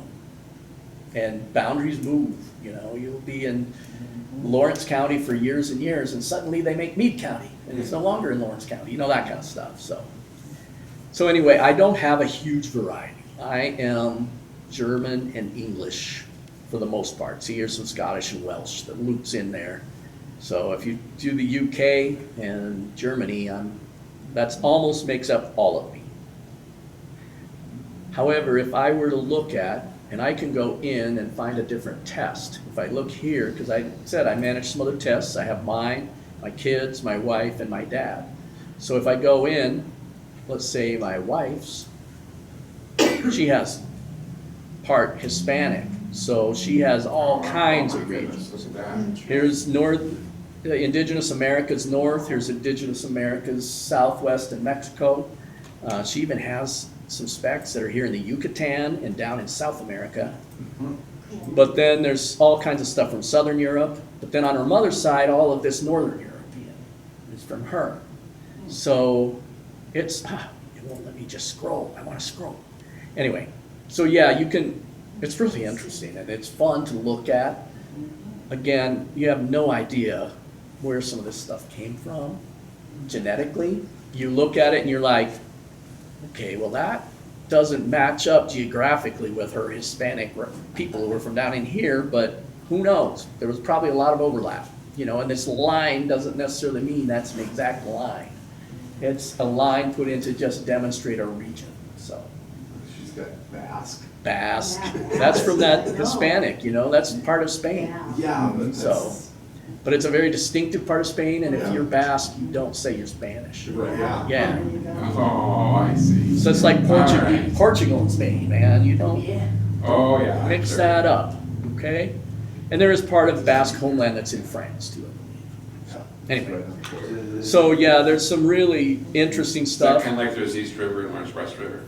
Yeah, Yeah, it well, and then there's the Black Hills. I don't claim most of West River. I don't claim most of West River. I'll tell you It's that. gotta be west, Yeah, west of the Cheyenne River. yes. The north and south branches, About us. so. True. Um, And again, you know, you got those of us. that- Couple things I was gonna show you on this main page here. In addition to looking at just these, you know, origin regions that you get, you can also look at the journeys and add those to it. Why is it not going on my click? There. Sometimes the computer's not as fast as I want it to be. And you can see that stuff that I was talking about, where it can measure migratory groups. Oh, This is the sure. Germans from Russia group that all went into Russia, and most of them were here in the Black Sea area, but there were some clear over here by whatever that is. There you I go. wanna say There. Caspian, I don't know. Oh, Anyway, so, and then if you look at that group, you can show the migratory routes that they followed. If you open that, Catholic Black Sea Germans, okay. So let's open that, and then it'll show you where they went from there. So it's, over time, they went there, and then they came to, oh, that, it's, I'm on New England settlers for some reason. How did I jump to the New England settlers? I wanted to see Catholic Black Sea Germans. Okay. And I have 114 people from my tree who, because of information I've entered, would indicate they're part of this group. And you can click on that and see who those people are. Or you can view the timeline for this group. So now you'll see they went in about 1800, a little bit either side of that.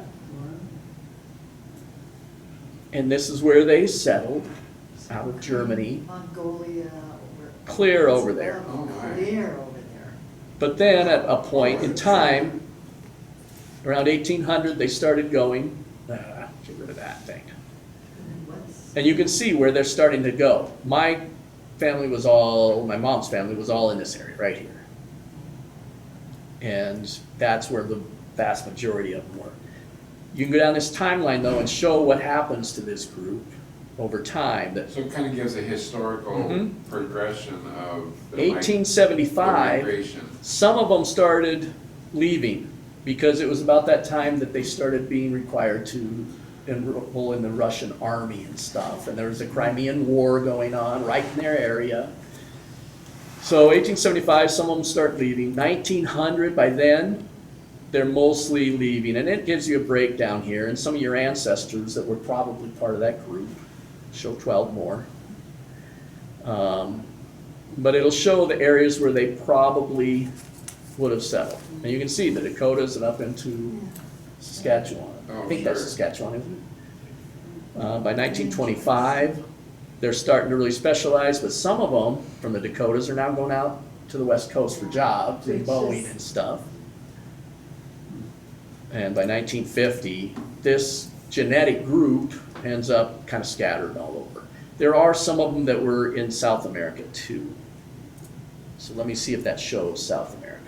Because a lot of them did end up, well, you're jumping around on me. No, it doesn't show the South America. A lot of them did end up going to South America, the Germans from Russia. There's a great newspaper that I found on newspapers.com. That's a German language newspaper from North Dakota. And it was meant for a world audience of Germans from Russia who were scattered all over the world. Oh, really? And they give, all it does is give updates on so-and-so is in Bolivia, and this is what they're doing. You can write to them at this, that kind of thing. Huh. It's German language though, so you gotta use your Google Translate and drag it. There's a group in Rapid City that we, Germans from Russia. Yeah. Germans from Russia Association or whatever it is, yeah. So, yeah, there's some cool stuff you can do with that origins. Again, it's, it doesn't replace actual research into your ancestors, but it gives you clues, and it gives you ideas, and it gives you some great context of their background, It gives you those little blurbs about why they moved and when and that kind of stuff. So, ancestral journeys. Yeah, and some of these early New England settlers, I have one on the Mayflower I found. So far, I'm still trying, but it'll show you, and then you can go through the same thing. It has they scatter further west into New York and then into Wisconsin and Iowa and wherever. So those are kind of fun. Again, it's one of those things that's not as much helpful as it is cool. The other thing you can do though is sort by parent. Now, when you do this the first time, it's just going to say parent 1 and parent 2. But the neat kind of thing is you can look at the percentages and kind of tell which parent it is that you got those ancestral traits from. But you can also look by ancestral regions of those parents. But let me see if I can find it. There is let's go like this. There's a place where you can look and it'll tell you what surnames are in each of these two groups. And from that, you can usually narrow it down real quickly, which is your maternal side and paternal. And then you can change the label to say, this is my mom's side, this is my dad's side. And this is me, all the totals, and you can see the different makeup here. My mom is 100% Germans from Russia, so keep that in mind, because look at all this other stuff. That's my mom's DNA. Nobody is, nobody's 100% anything. I have seen people on TV, on certain shows, they're like 98.9% something. So, it's rare though. That just split by parent. I was looking for one thing and I found it the other day and wanted to make sure I showed you. But there is a spot where you can look at just by one of these parents, and it'll tell you the surnames that are common in that grouping.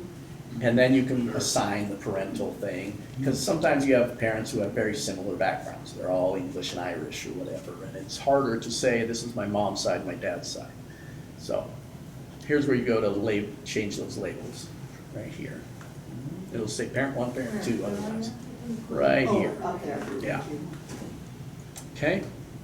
Chromosome painter is really cool. It shows you all the chromosomes, but if you want to see your Germanic chromosomes only, or your maternal or paternal chromosomes, you can narrow it down. You can also use this when you're matching up you and certain cousins, and it'll show you on specific chromosomes where you're related. And some people map those chromosomes and they say, okay, because this third cousin and I both match on this spot in our DNA, this spot represents this ancestor, that's our common ancestor. And they'll go through and map their whole DNA as to which ancestor is in your DNA, at which place. You can access other people's DNA and get this information? You can get it from other people who you match with as a DNA cousin. From them, you just can't go in and Yep. search it. We'll go in and show you that. Let me back up a little bit here. There's just a lot of stuff you can do. So here's your cousin matches, and this is the part that Richard might blur some names for me. We'll see. I don't have permission from everybody to do that. This stuff over here, I've added. Ignore that for just a moment. It's behind the paywall, getting to do some of those things. So, but it gives me my matches based on the number of centimorgans we share.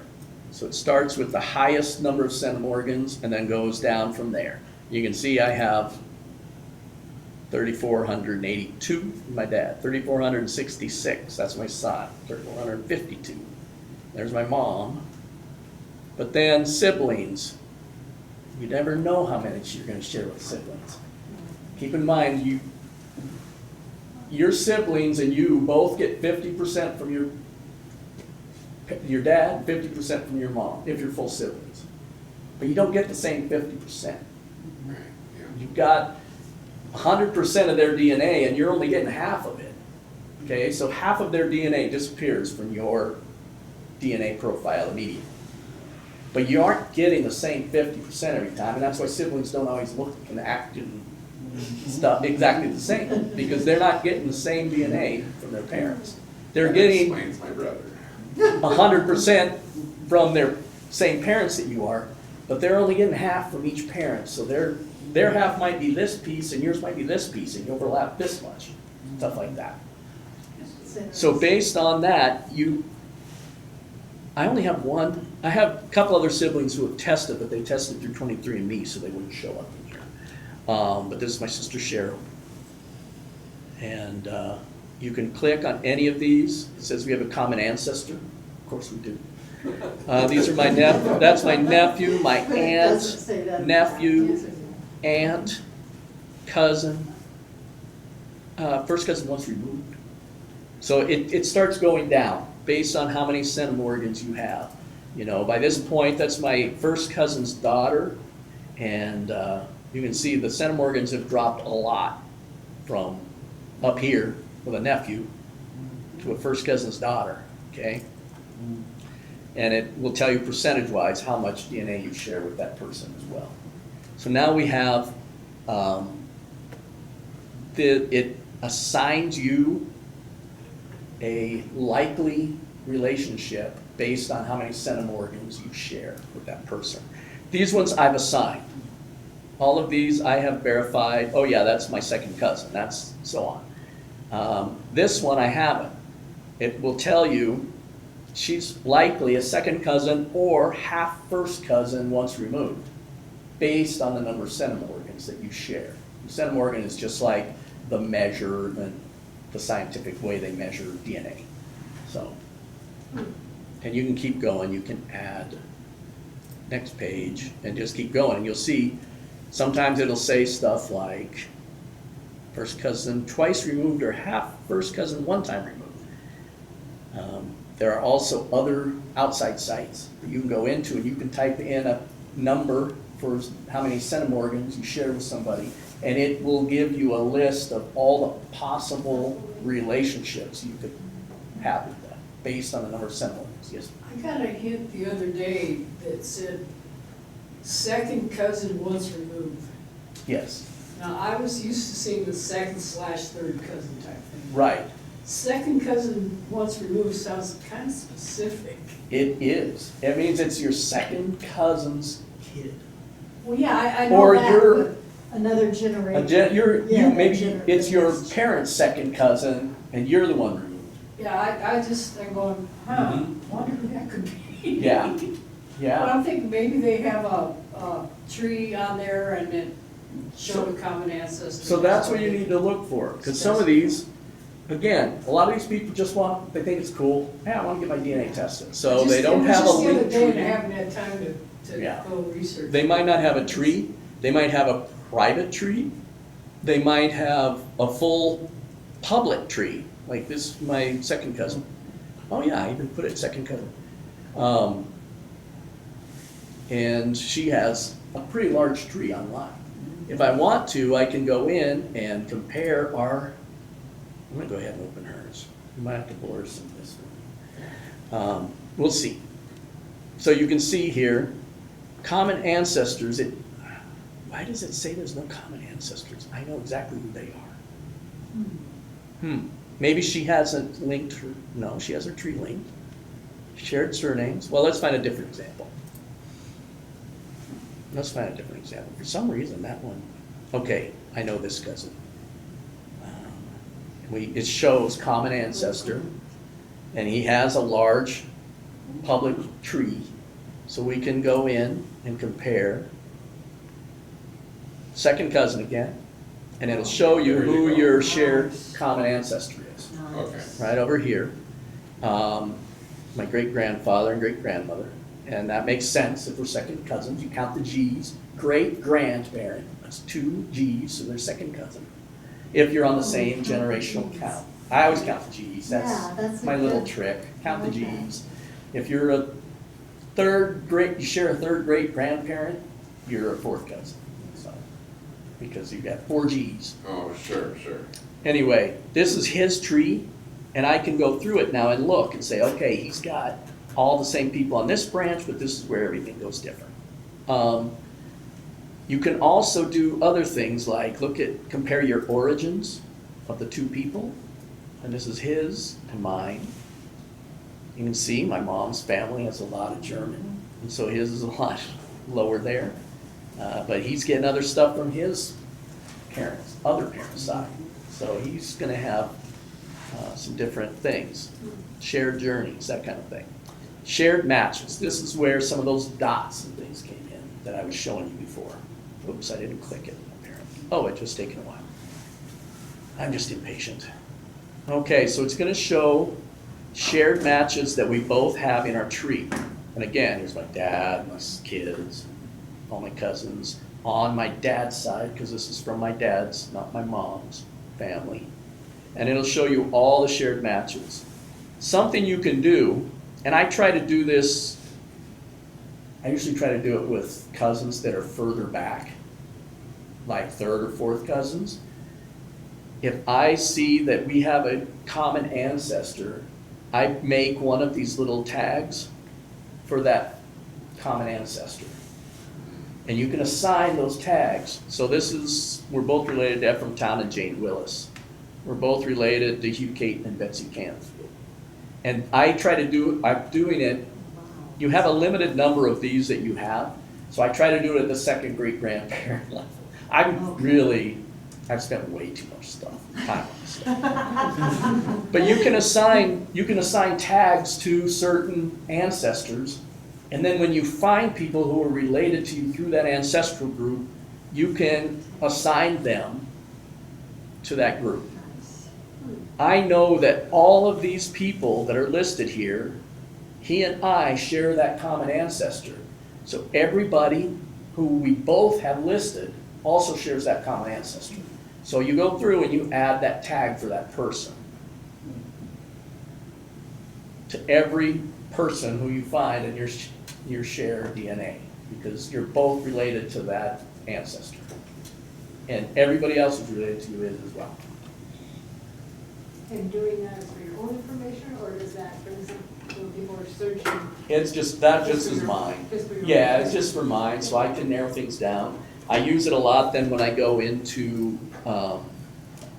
look for, if I have a brick wall that's back 3 generations, and I find people who are linked through that same brick wall genetically, I can go in and dig in their tree. Yeah. Or I can reach out to them and say, hey, do you have any information about who the parents were of this common ancestor? Now, the thing I'm really looking for, and I haven't had any luck with it yet, but one day I will, is finding people who are related to me through that next generation. And don't have my ancestor, but they have somebody else that's a generation removed, and I can say, okay, now I have an opportunity to go in and try to link those 2 families together.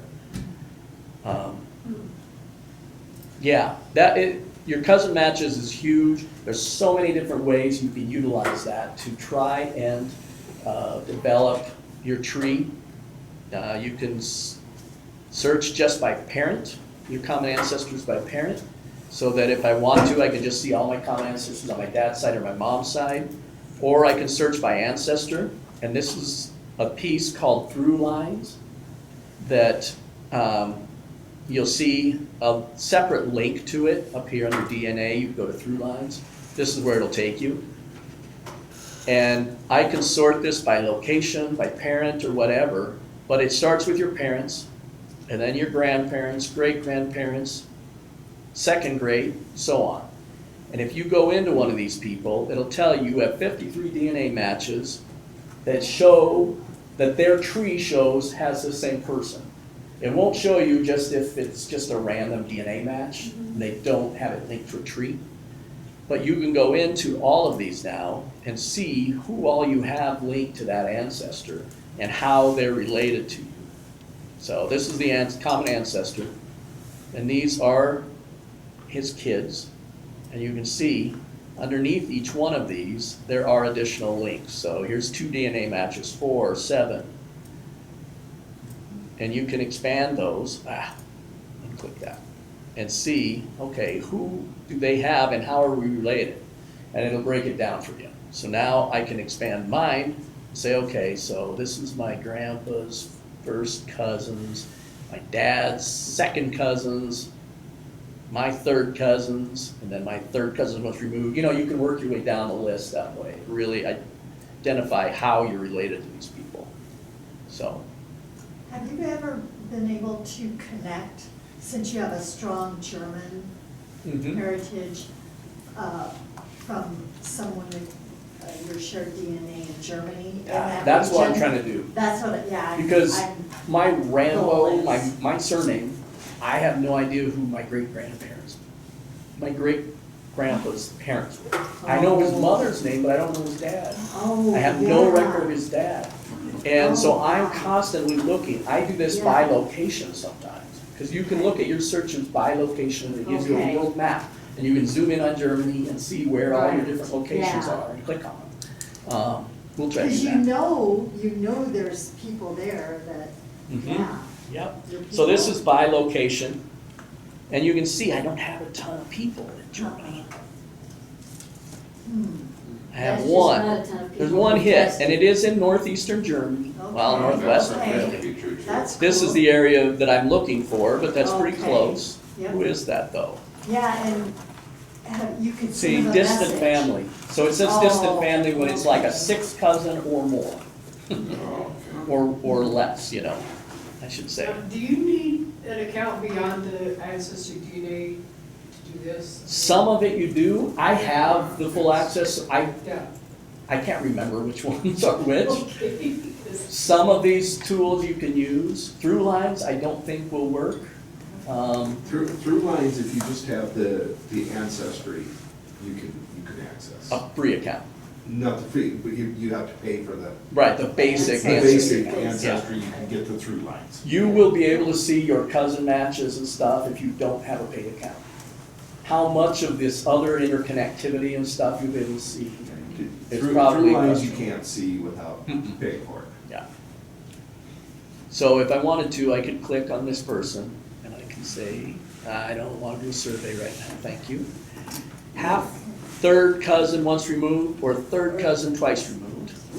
Probably a third cousin twice removed, but look at, she has one person on her tree, it's her, I'm sure. And that's it. She doesn't have a tree built. What I can do though, what I can do from here is contact, reach out to her and send a message to her, if I can find that. Which right message? You just need to, Did I see it there? No, go back up, you, right in the middle. keep going, Keep going up. keep going up. Says Message. Yeah. So you can message her and say, hey, I show that we're related, this is my ancestry, where I came from in Germany. How are, our DNA shows we're related, but I'm not sure how. Would you have any idea based on this being my great-grandfather and this being where he's from, you know, that kind of thing. So, and I should reach out to old Isabel and just find out what's going on. She's probably just done her DNA. I'm guessing Who knows third if cousin she's even twice got that. removed. I don't remember, there were a lot of halves in there, in that branch of the family, up to the point I know, you know, there's not multiple wives or anything at any point. So, anyway, I've reached out to a few on mine and have had good responses. Have you I've been really? surprised, yeah. I've reached out One was to a a few huge and haven't score. heard back from anybody yet. So. You had a big score, huh? One connected me to a whole side of my family in Kentucky that I didn't even know existed, and I've been and visited them and Nice. so established a relationship with them. And two others I reached out and got helpful responses from them. So it's definitely worth Yeah. reaching out. If you, especially if you have brick walls or really Yeah. struggling with a branch that had adoptions or, you know, those kind of things occurring, the DNA can really, really be beneficial because you can find somebody who's a second cousin and say, oh, my grandmother was adopted. How are we related, you know? And maybe you can make that connection, you know? Yeah, so you can sort by location as well. Yeah, there's a lot of different ways you can use this. I would recommend, if you're looking at really digging into DNA, going on YouTube or, you know, Googling it. There's a lot of different people who have put on specific tools that you can use, how to narrow down those colored dots that you assign to cousins and things. You can narrow that down. Like I said, I think you can do up to 32 of them now. Originally it was like 8 colors you could use. Now there's like, you can set up all kinds of them. You can see I have a whole bunch of them. These are all on my dad's side, so I have kind of similar colors. My mom has more of the blues and grays and stuff. But yeah, you can make those, and if I wanted to, I could search then by just that grouping.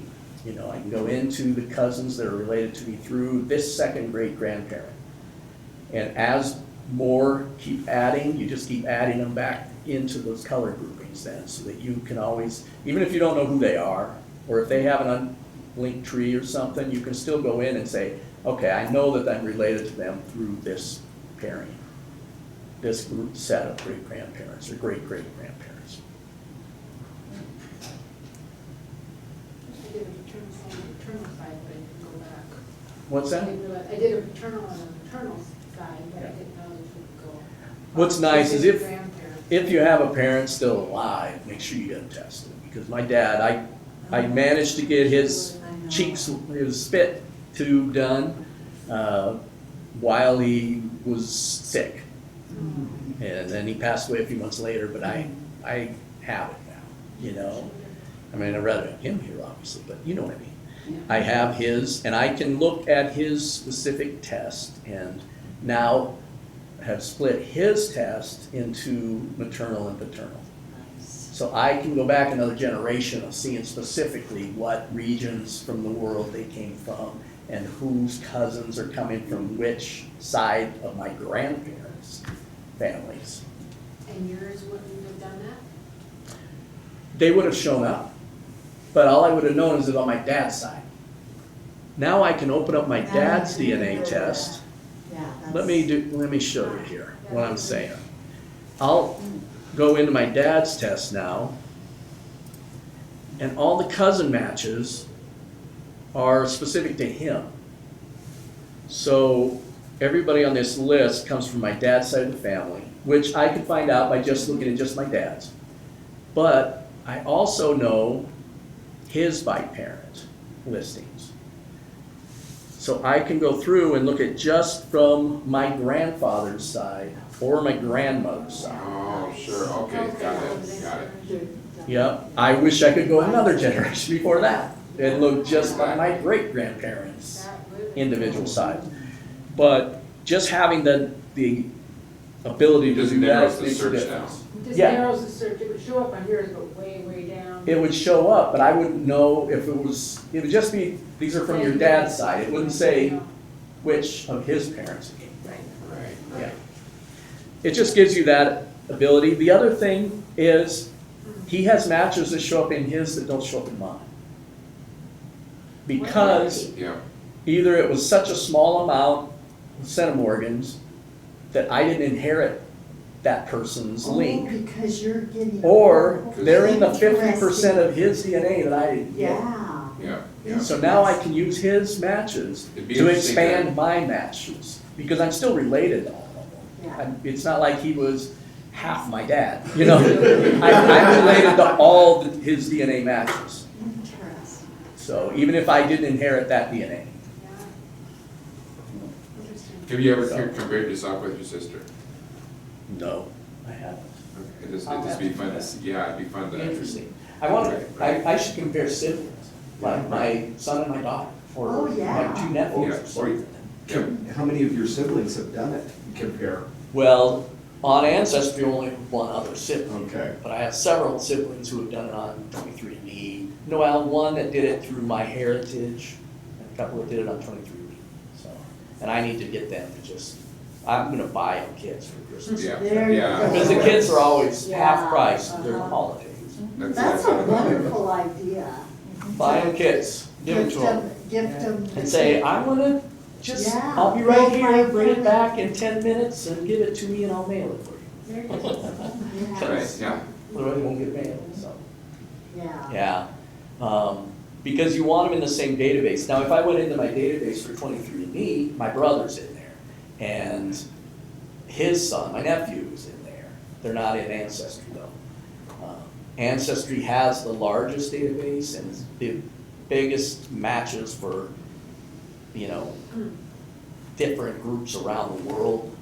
But there are different tests that other people prefer. The test that's done through My Heritage, I think it's called it's Family DNA, something like that. So, yeah. It's more popular in Europe and the Middle East, down in through Israel and those areas, because it's based out of Israel, My Heritage is. And so Europeans tend to use that one a lot. So I have done 23andMe and Ancestry.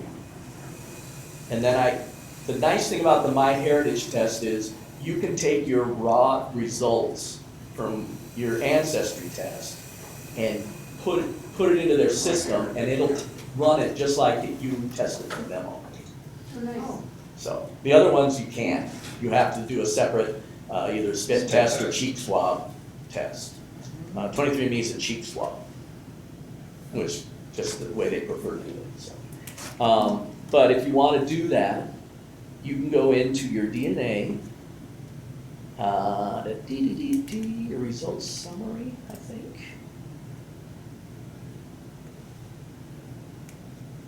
There's a spot where you can go in and download your raw data. I'm trying to remember where that is. Oh, it's under settings. Okay, You gotta go into your account. DNA settings right here. Oh, Could be, yeah. I think it is. Yeah, okay, and this is where you can change your name and stuff if you want to. But then down here somewhere, Yeah, DNA there you go, test download, sharing. delete. Oh yeah, download or delete. So you can delete your DNA test here. or you can download your DNA data. And Maybe a big warning and just all that. click that and hit continue, and it'll give you basically a file with lots of numbers and stuff that you then send and attach that to the MyHeritage test. I think they charge you $10 or $20. And it will interpret your test into their system. And then you can go into MyHeritage and look at your cousin's links from there. I have a sister and a nephew and a niece that are in that test too, so, yeah. I just gotta get everybody on the same test. It just makes it easier, but, you know, you can jump around between your different tests then and look at all your different cousin matches, because some of them are gonna be in one but not the others.